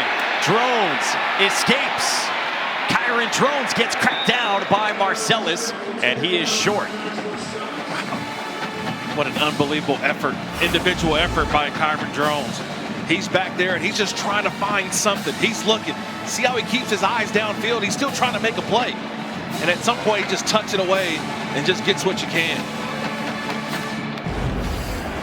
Philip Montgomery really thought about this decision on 4th down and 2. The offense stayed out there, but then he sends out the punt group with still 6 minutes to go in the 3rd.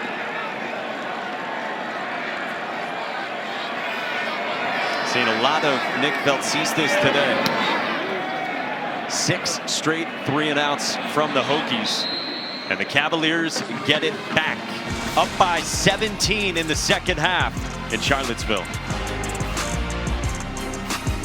Virginia is 20 minutes away from being one game away from the college football playoff. 5-win team a year ago, and Chandler Morris and the Who's are up 17 on the Hokies. It's been one-sided so far in this one. Inside of 6 to go in the third. Morris under pressure, got it to Cam Courtney, broke a tackle of Williams and gets popped out of bounds right near the sticks. Sherrod Coville made the stop on Courtney, but he's got a first down. Yeah, nice job by Courtney. Catch and run from Chandler Morris. Nice drive starter. All right, they've been running the ball, and finally they spread things out a little bit and hit Courtney out in the flat.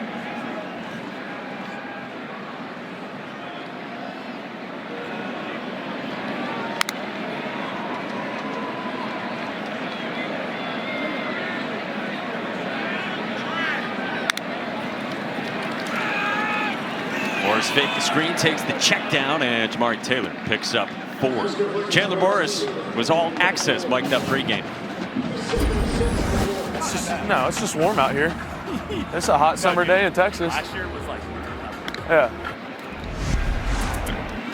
Yeah, a little chilly here. Taylor on the ground for 2, but not too bad, right, Don? Yeah, it says the guys up top there. But I will tell you, Chandler Morris hasn't looked affected at all, but he did slide over from the regular chair to the heated bench before this possession. Pride of Highland Park, Texas. Faces 3rd down and 4 for the Cavaliers.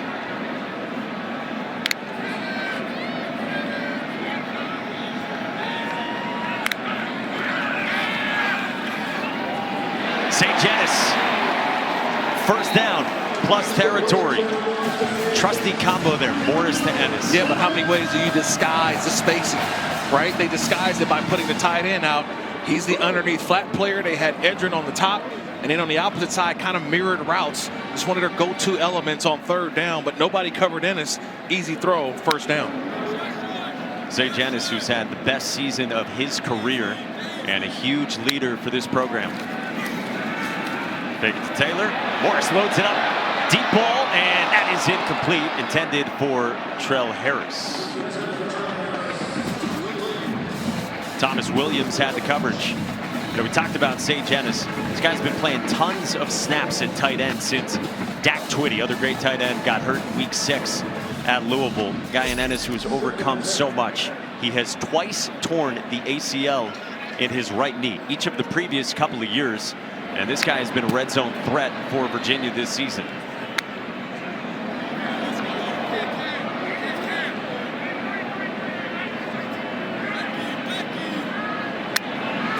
Morris on the check, puts it in the belly of his running back, Taylor. 3rd down and medium. You guys are talking Sage Ennis. He's really an extension of Coach Elliott in the locker room, too. Played for him at Clemson, knows him well. He's been a catalyst in setting this culture with Coach Elliott. Last year he was injured, guys. He was drawing up plays for Dez, coaching in practices, and Coach Elliott told me it is understood he's joining his coaching staff when he's done playing. Yeah, the right-hand man in the tight end room for Dez Kitchings. 3rd down and 6 here, again for the Cavaliers.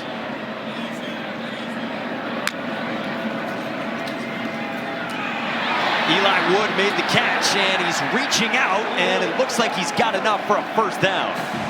Eli Wood up the ladder, only his 9th catch of the season. Yeah, but he's heady and he's smart. Understanding the situation. He gets the football. He's lined up right here. So watch when the ball gets there. He knows where that yard marker is, right? Tries to just lean, makes one guy miss, and he extends the football. Yeah, his quarterback likes it too, point for a first down. But that's understanding the situation, knowing where you got to get to for a first down was Eli Wood. Originally joined this Virginia program as a preferred walk-on. He's played a big role the last few weeks, especially with the Notre Dame transfer. Jaden Thomas still hurt. Pressure picked up by Whaley, and Morris connects to John Rogers. Absorbed the hit, the sophomore tight end, with only his 7th catch of the season, good for 18. Well, you've talked about Sage Ennis. You mentioned Dak Twitty earlier, and then John Rogers, who's got a lot of playing time because of the injury to Dak Twitty. comes away with a huge catch. Like you mentioned, only his 7th catch on the season, with a big grab right there for Virginia. Already had a harness, you see, on the right shoulder, and then took a big blow from Tyson Flowers. So Twitty's out for the year. We got Rogers gritting his teeth. Behind him, it's Walker Wallace, a guy who a few months ago was playing lacrosse at Cornell. That'd be next up at tight end. Yeah, they just keep rolling them through. I think he'll be okay. Virginia offense in particular that has dealt with all kinds of injuries throughout the season. 5 different Who's with a catch on this drive. On the flip, Cam Courtney behind an Ennis block gets dragged down at the 10 by Emmanuel Hickman on a 9-yard pickup. A little creativity there from Des Kitchens, right? You get everybody moving, Lyman going one way, and it goes the opposite way. A big game. Right side of your screen, live action, Harrison Whaley has enough for a first down. So first down and goal for Virginia. Now we got extracurriculars in the end zone. Jamal Edrin ends up without his helmet. Chandler Morris raced in to the defense of his wide receiver. And 23, Thomas Williams was the other guy going at it with Edrin. And remember, we talked about it earlier in our meeting, composure. It's a moment in the game where you got to keep your composure. Here's 2 guys at the end just battling. And now you got to be smart, both players. We're on the field as a first down. After the play, unsportsmanlike conduct. Defense number 23, offense number 7. This fouls will offset. It'll be first down. That's the first unsportsmanlike conduct foul for each player towards disqualification. Watching it, I think it's fair you get both guys there. Yeah, it's fair. And also, too, if you're Tony Elliott at some point, and that's what he's telling them, I need you next week, right? I need you next week. I need you in Charlotte. So we got to maintain our composure. You've got more to play for this season. They don't. That's what I think Tony Elliott is telling Jamal Edrin right there. Keep your calm, keep your composure. 11th play of this drive, and it's first and goal. Morris under heat right away. Sidestep Bell. Morris around the corner, and he's able to get rid of it. Boy, he's nimble back there. How many times have we seen that play, right? Where he just reverses field, and you see the speed to get to the outside. This is a dead play, right? Look, the defense has got you, but the ability to extend the play and not try to force anything right there to Troy Harris. Just throw it out of bounds. Get to the next down. Don't take a sack. That's the experience they gained by getting Chandler Morris this year in the transfer portal. See what he's done against the blitz, and then without pressure, he's acquitted himself very nicely when he has been blitzed this year. Play clock winding down on the Cavaliers. Morris the key. Got away from Stevens. Put in the ground, Chandler Morris.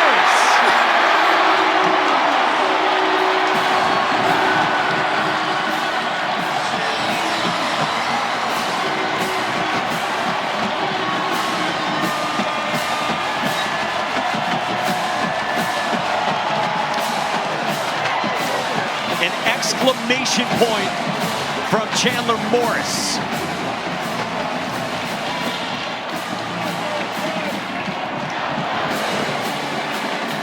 Feeling pretty good on the Cavaliers sideline.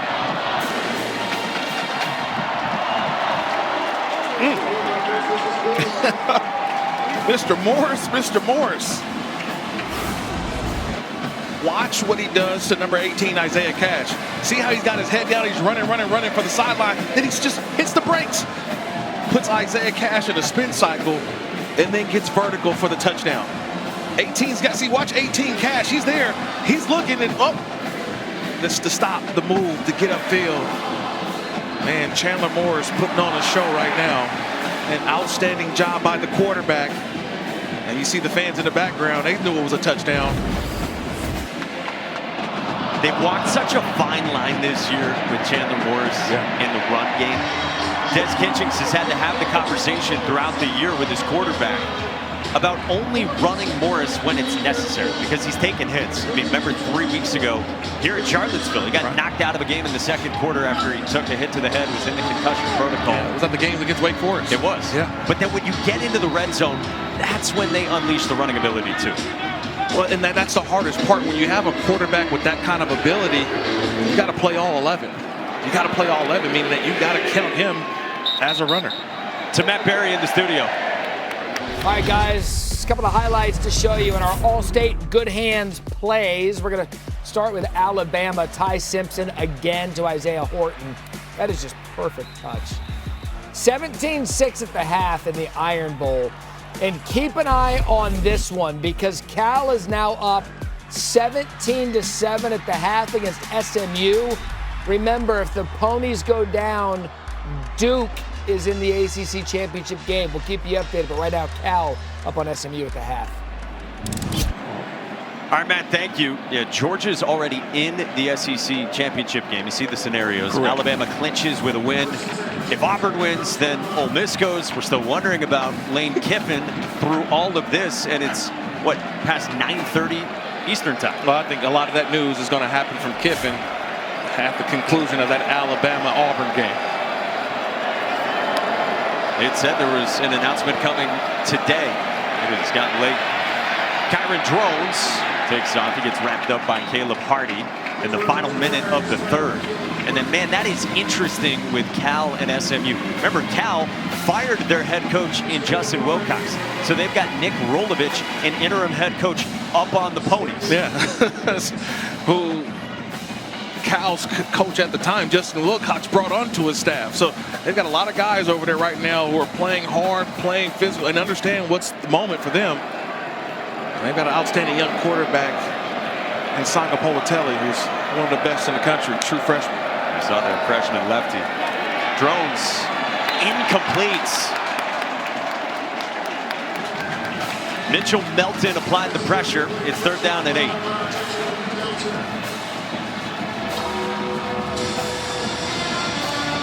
It's been 3rd and long all game long, it seems like, especially in this second half for Virginia Tech. And just take a listen to this crowd here on 3rd down.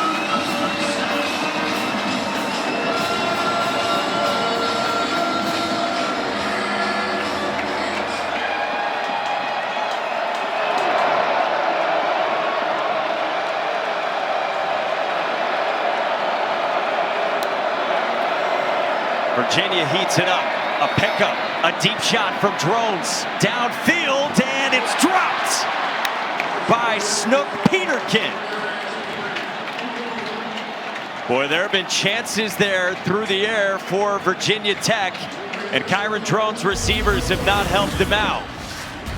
All Virginia, 15 minutes away from a trip to Charlotte and the ACC title game.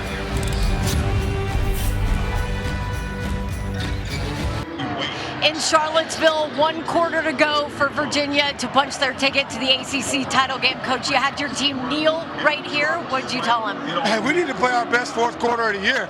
I'm not worried about Charlotte. I'm worried about finishing this football game, right? We're building for something, and this is what we need to focus on. Thank you, Coach. D'Antoni Elliott leads his team into the 4th against Virginia Tech, with Virginia in total control, up 24-0. They will start from just inside the 35. It's been a different look in the eye of Tony Elliott over these last couple of days. We've seen him now 4 different weeks this season. Yesterday, talking to him, felt different. Yeah, it just felt different because I think the stakes are different. But also, too, let's remember, 4 years ago when he took this job, and you have a couple of seasons where the first season was obviously stopped due to the tragedy. They didn't finish that season out. Then a bad year the next year. You mentioned last year, 5-7. So it's like the culmination of all of these years combined, and you start to feel what you thought when you took the job, what could be if you win tonight. Jabari Taylor dragged down, shy of the 35. And this is a program that hasn't been to a bowl game since 2019.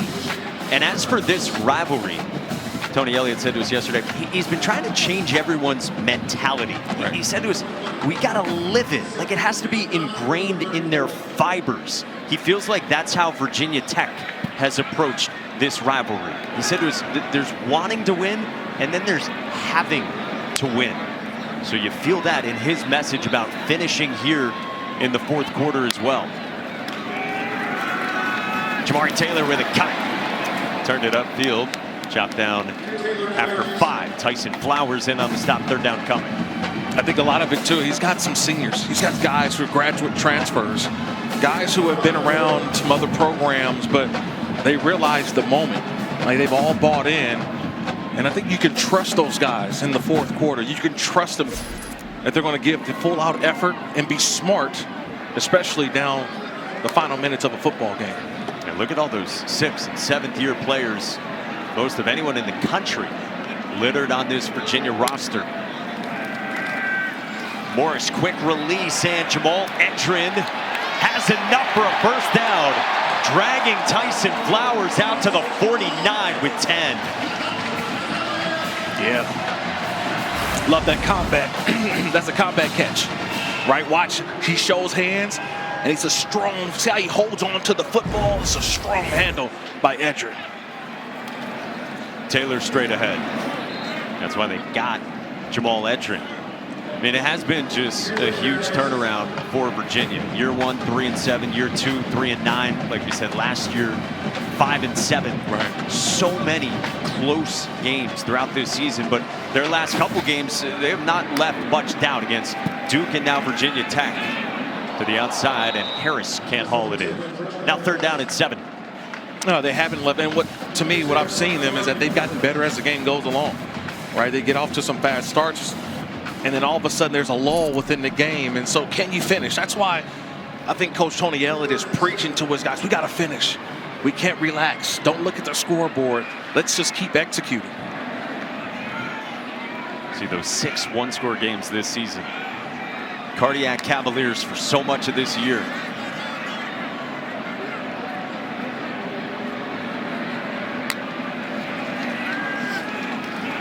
Morris looking for Edrin, and a penalty coming on Isaiah Cash.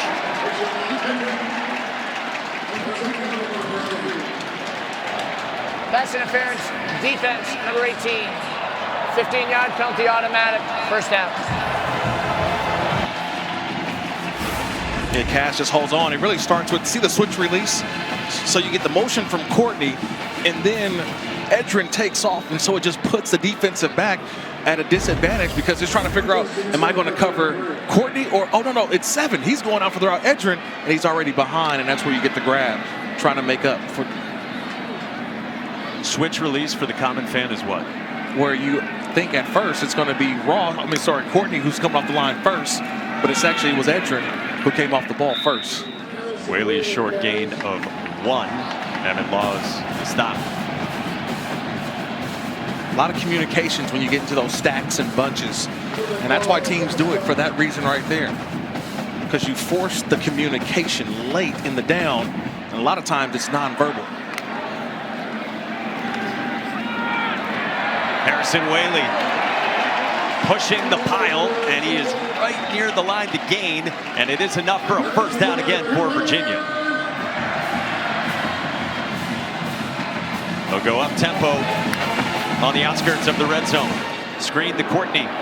Got a block along the edge, and Cam Courtney dragged down by Cash, but there are 2 flags.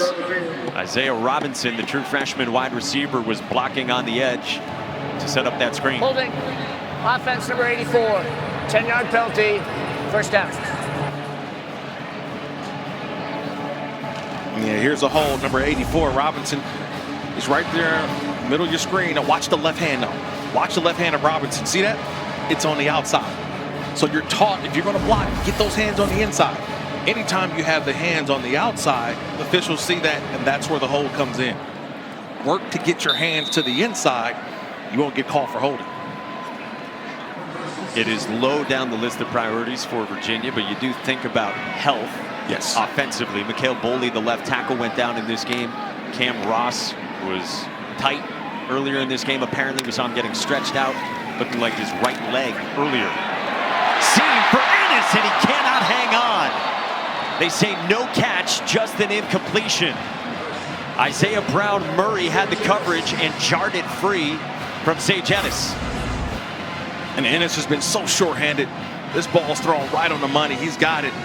But a nice job right at the end by Isaiah Brown Murray, just knocking that ball out. Didn't allow Ennis to bring that ball all the way in. We've got our rules expert, Jerry McGinn, with us. He agrees there that it's not a catch and fumble. No catch, the right call there for Sage Ennis. So second down and 16 for the Cavaliers. Got to call timeout here. And Chandler Morris comes over to the sideline with 11:29 to go here in the fourth. First time out of the We'll half. take it with him. Virginia getting closer to Charlotte.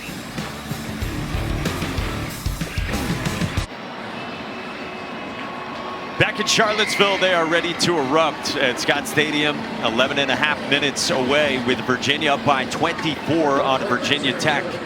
Like Monaco, Kirk Morrison, Don Davenport with you in our game summary tonight. Virginia Tech 7 straight 3-and-outs. Jamari Taylor has run for a touchdown and thrown for one on a direct snap pop pass as well. Cavaliers just inside the 30 with second down and long. In the belly of Taylor, made a man miss, and he takes it inside the 25. Jaden Keller, the tackle, third down on the way. Again, if Virginia wins, they go to the title game next weekend in Charlotte. We talked about at length. Same scenario for SMU, but they trail Cal 17-7 out west in Berkeley. Yeah, I know a lot of fans out there in Durham, North Carolina have their eyes peeled to that game. Because definitely opens the door for Duke to get to that conference championship.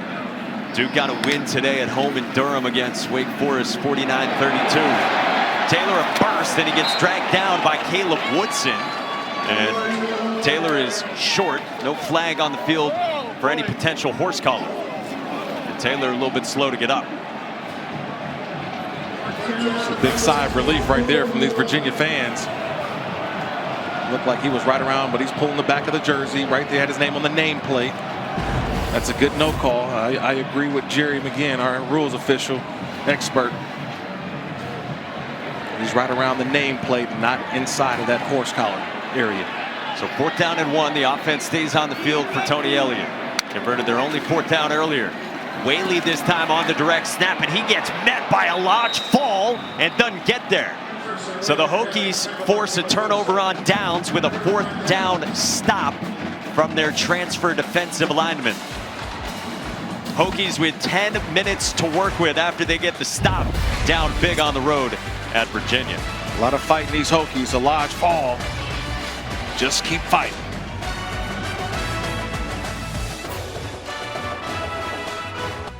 ESPN College Football Primetime, presented by Experian, is brought to you by Fairfield, part of Marriott Bonvoy. Wherever the season takes you, Marriott Bonvoy has a hotel for every kind of fan.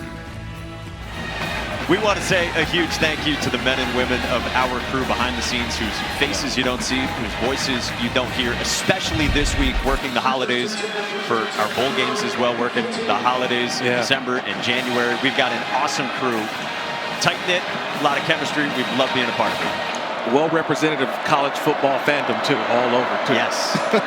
Saturdays are fun with this group. Jeff Overton on the ground, and can't wrangle free from Landon Danley. I mean, we got a crew that might have set a record for how many weeks in a row they went to a certain chain steakhouse over the course of the season. Yeah, they use up all the gift cards, right? Man, some of the best crew, man. It's just all season long, they become family. And the meals that we've shared and just the conversations and our weekly travels. Yes. That's the best part. Red Eye Kirk Morrison is your note. Oh, man. Don't bring it up. Second down for Kyron Drones and the Hokies. Sailed it. Again, 3 completions through 4 quarters of action for this Virginia Tech offense. In fairness to Kyron Drones, there have been drops, and he's also without his best running back and his best wide receiver, Hawkins and Green, out due to injury. Yeah, and if you think about it, they've had to reinvent this offense. They had to reinvent their defense. You mentioned you lose your head coach in the beginning of the season after 3 games. They've had guys enter the transfer portal. So a lot has been thrown on Kyron Drones, but yet he's handled it like a true pro. Just kept his head down and kept grinding. They don't have a first down since the first quarter. Record applied pressure. Drones looking for somewhere to go. Got the throw away, and he's intercepted by Clary. Antonio Clary with the pick to put this thing on ice down the stretch.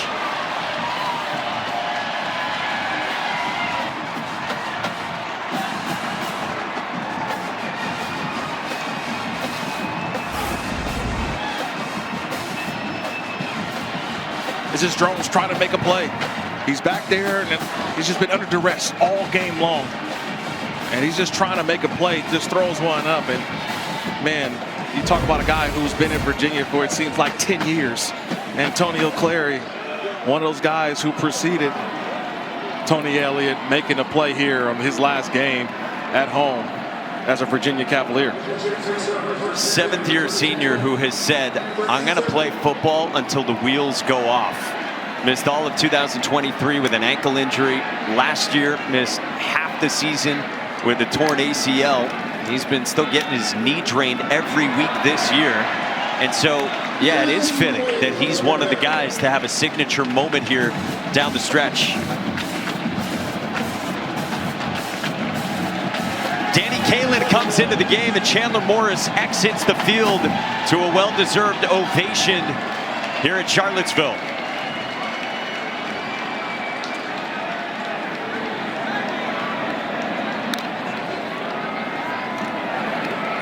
Harrison Whaley again. First down to the red zone. Boy, nice moment there for Chandler Morris to put Danny Kalin into this game after the first down snap. Right. Tony Elliott sensing the magnitude of that moment for Morris. Yeah, he's sensing the magnitude of, if you look out there now, it's all backups and reserves. They've removed, and now the fans are just now, whereas the PA announcer just let them know that Morris has exited the game. Very clearly now that Tony Elliott is starting to feel it, what's upcoming for the Virginia Cavaliers. Chandler Morris turns 25 years old next month. Again, he thought about before last year being done with football. He had some real heart-to-heart conversations with his dad, Chad, the former coach. And it was Chad who told Chandler, you will regret it if you walk away from football after your stops at Oklahoma and TCU before he went to North Texas. You think about Eric Morris, who's the head coach at North Texas, really brought him back to life when he talks about football, how fun football is. And Eric Morris now the new head coach at Oklahoma State. So just watching that last year and seeing where Chandler Morris is this year, I think we saw the talent, and now the ACC had a chance to see the talent of Chandler Morris. Chandler says, my career's been a roller coaster. Said I've had programs that moved off me, but says I feel appreciated here in Charlottesville.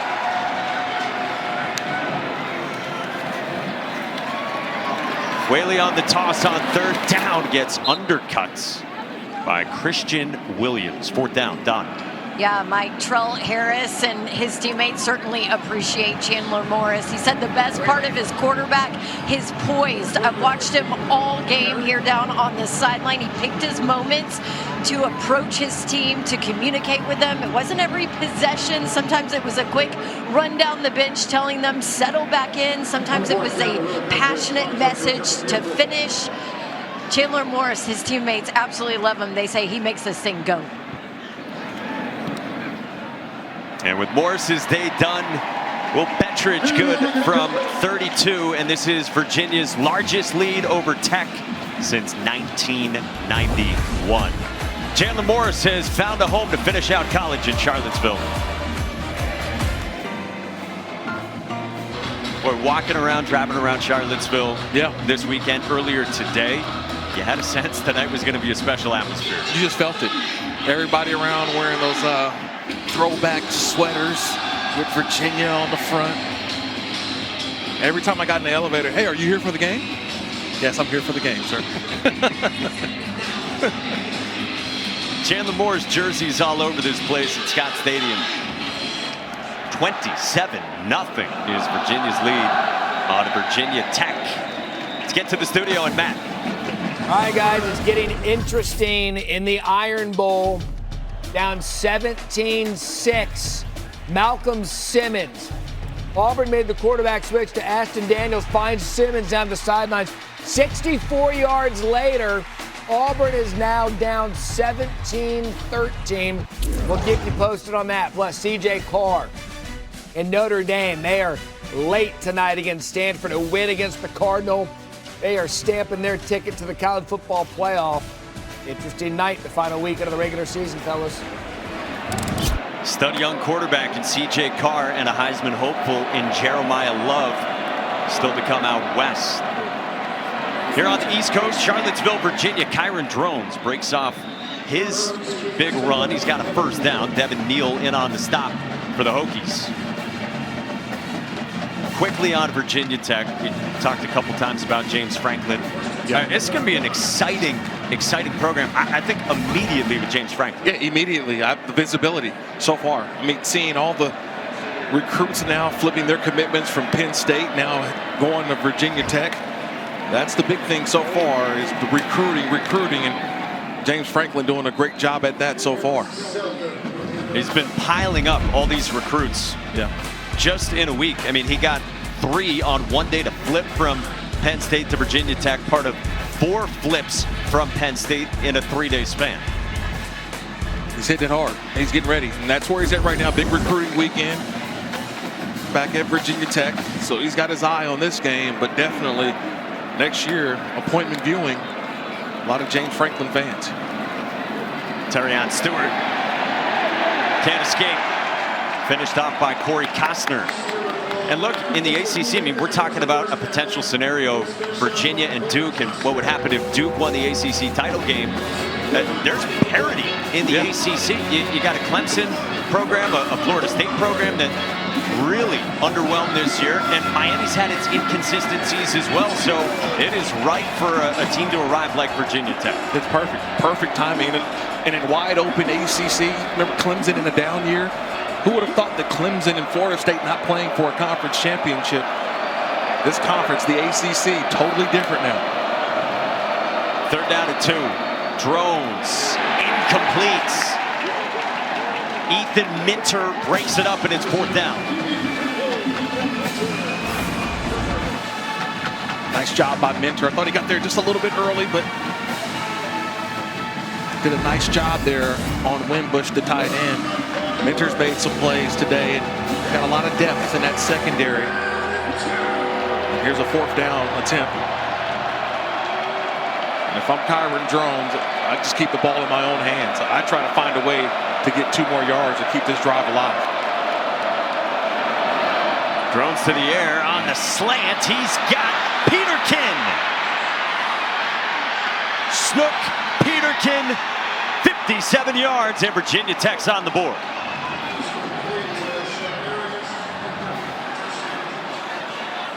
First career touchdown for the freshman from Winston-Salem, North Carolina. And the best throw of the game, right? 4th down. He had time to throw. He had a window on time. And this time, Peterkin caught it, and he delivered with the speed as he outraces Virginia to the end zone. Guy who signed at Virginia Tech with an eye on football and basketball. Stepped into a role for the Hokies this year beginning in week 9. And he gets a touchdown late against the Hoos. John Lovegood on the point after, and it's 27-7 with about 4.5 to go here in the 4th. And a word on Philip Montgomery as well. I mean, look, it hasn't been easy. It's rare you get a coaching change after week 3. Right. And in this day and age, where you've got the portal, you've got NIL, you have the 30-day window where you can enter the transfer portal. He told us last night it's been crazy, it's been unique. Said every time you turn your head, there's been a new variable for him. And now he's basically on the opposite side of a dividing wall, right, working on this team down the stretch from where James Franklin is working on building the new program in Blacksburg. And then on top of that, you really think that he wants to coach, right? Spent time at Auburn, recently as an offensive coordinator. Now he comes here, and he came here to mentor Kyron Drones, right? Really, his thought process and his expertise in bringing along quarterbacks, that's what he's known for. And that's what it was really all about. And then very quickly, he had to go from being offensive coordinator, quarterback coach, and all that to now, you know what, you've got to be the head coach. And so that may have kind of hurt Kyron Drones, I think, this year, is that the guy who was entrusted to be the guy calling your plays now had to be the head coach. Just more responsibility for Philip Montgomery, but he's accepted the challenge, and these guys have fought hard all the way through to the end. Well, they bring out two kickers, John Love, Kyle Lowe. They did this last week, successfully an onside kick. They do the same format here, but they pooch it deeper, and that is covered up by Maddox Marcellus. Well, this is the Commonwealth Clash, and it's time for Detective Dawn. Yes. What are they playing for? The Commonwealth Cup. This rivalry dates back, guys, to 1895. The trophy came about in '96, thanks to then Tech football operations director John Balling. You see it there, but guess what? Detective Dawn on it. This is not the original trophy. The original one weighed almost 100 pounds, so they made it a little simpler. I think that this student section is ready to celebrate with the cup. Are you guys storming the field? There you go, boys. All right, we got Santa there. Santa, yep.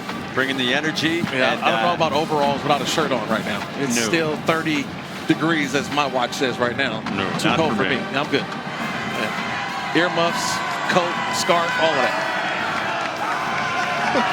Ready to storm at Scott Stadium.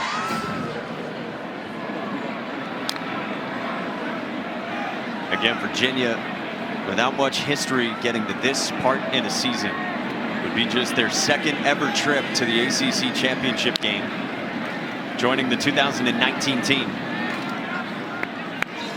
Trying to get a 10-win season as well, would be just the second in program history. And again, if SMU loses to Cal, they're down. Then it would be Virginia Duke in a rematch of 2 weeks ago. Yeah, it's 24-7 right now.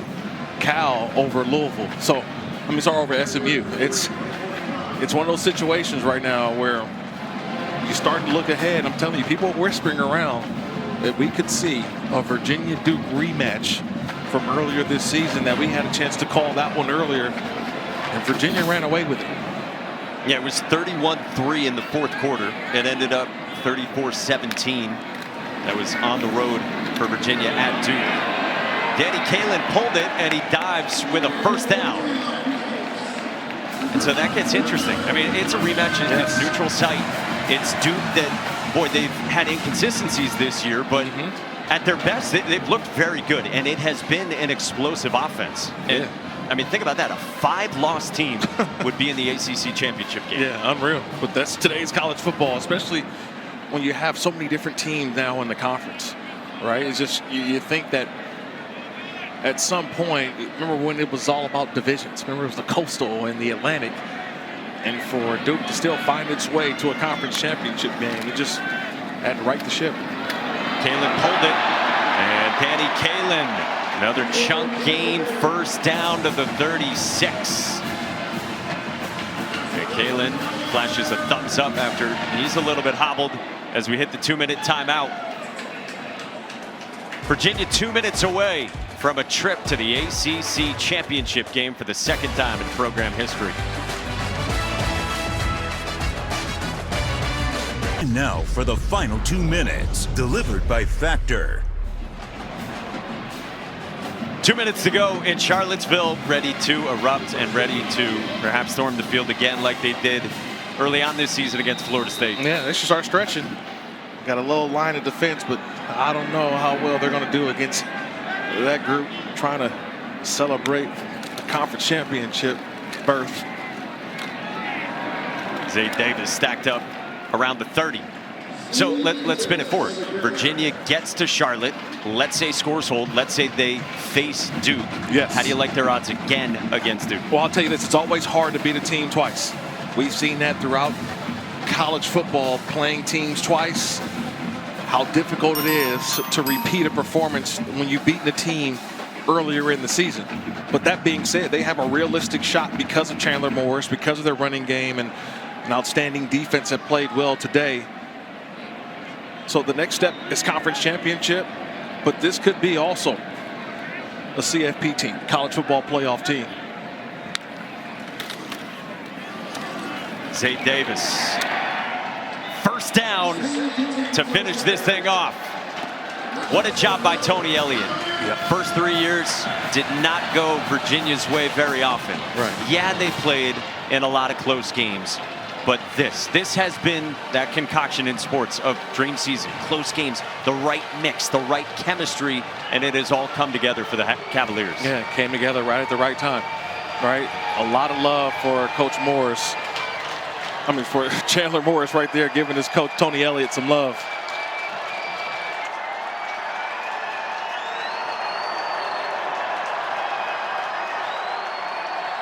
They had to get past their rival, who's had their number the last 20 years, but Virginia takes down Virginia Tech and is headed to the ACC championship game next weekend.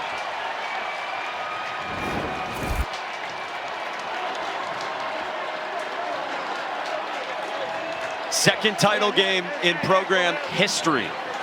Biggest win over Virginia Tech since 1991 and the second 10-win season in the history of Virginia football. Wow. I mean, this team was picked 14th in their own conference in the preseason. And nobody believed in them but themselves. Their quarterback, their head coach. And this moment is special. You know what's special. You felt it, being around it, especially here yesterday. This is a special moment for Virginia football. Some fans do stream onto the field here in Charlottesville. The students up on the hill do not head out quite yet. Maybe trying to save a little of that money that would go toward the conference as well. Well behaved in Charlottesville. Crowd. Yes. They act like they've been here before, which is a good thing. And how about Chandler Morris, a guy who was almost ready to give up his playing career.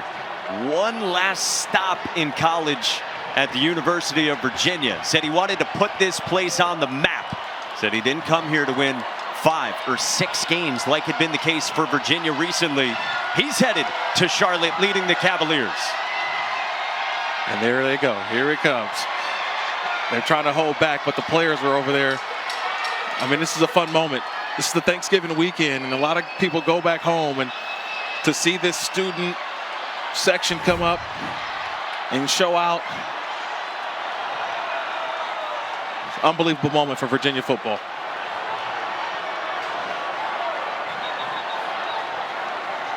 Tony Elliott with Don.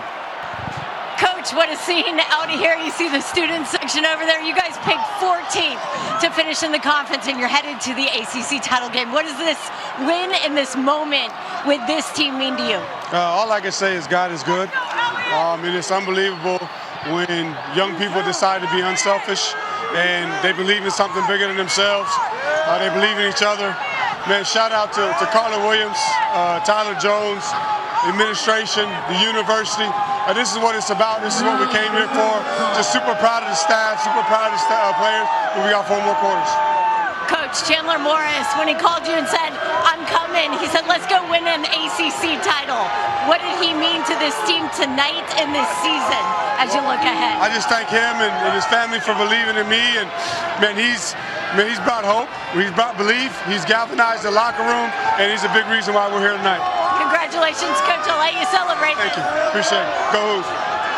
Don, they've got at least 4 more meaningful quarters this season. Right now, SMU still trailing. It could be Virginia, Duke again. We know Virginia is headed to the ACC championship game next week. Yeah, they're a good football team, and they proved it tonight. Proud of Tony Elliott and his group. Did an outstanding job. For Kirk and Don, Mike Monaco saying so long, and our entire crew behind the scenes. Let's get you back to the studio with EJ Manuel and Joey Galloway. Here's Matt Berry.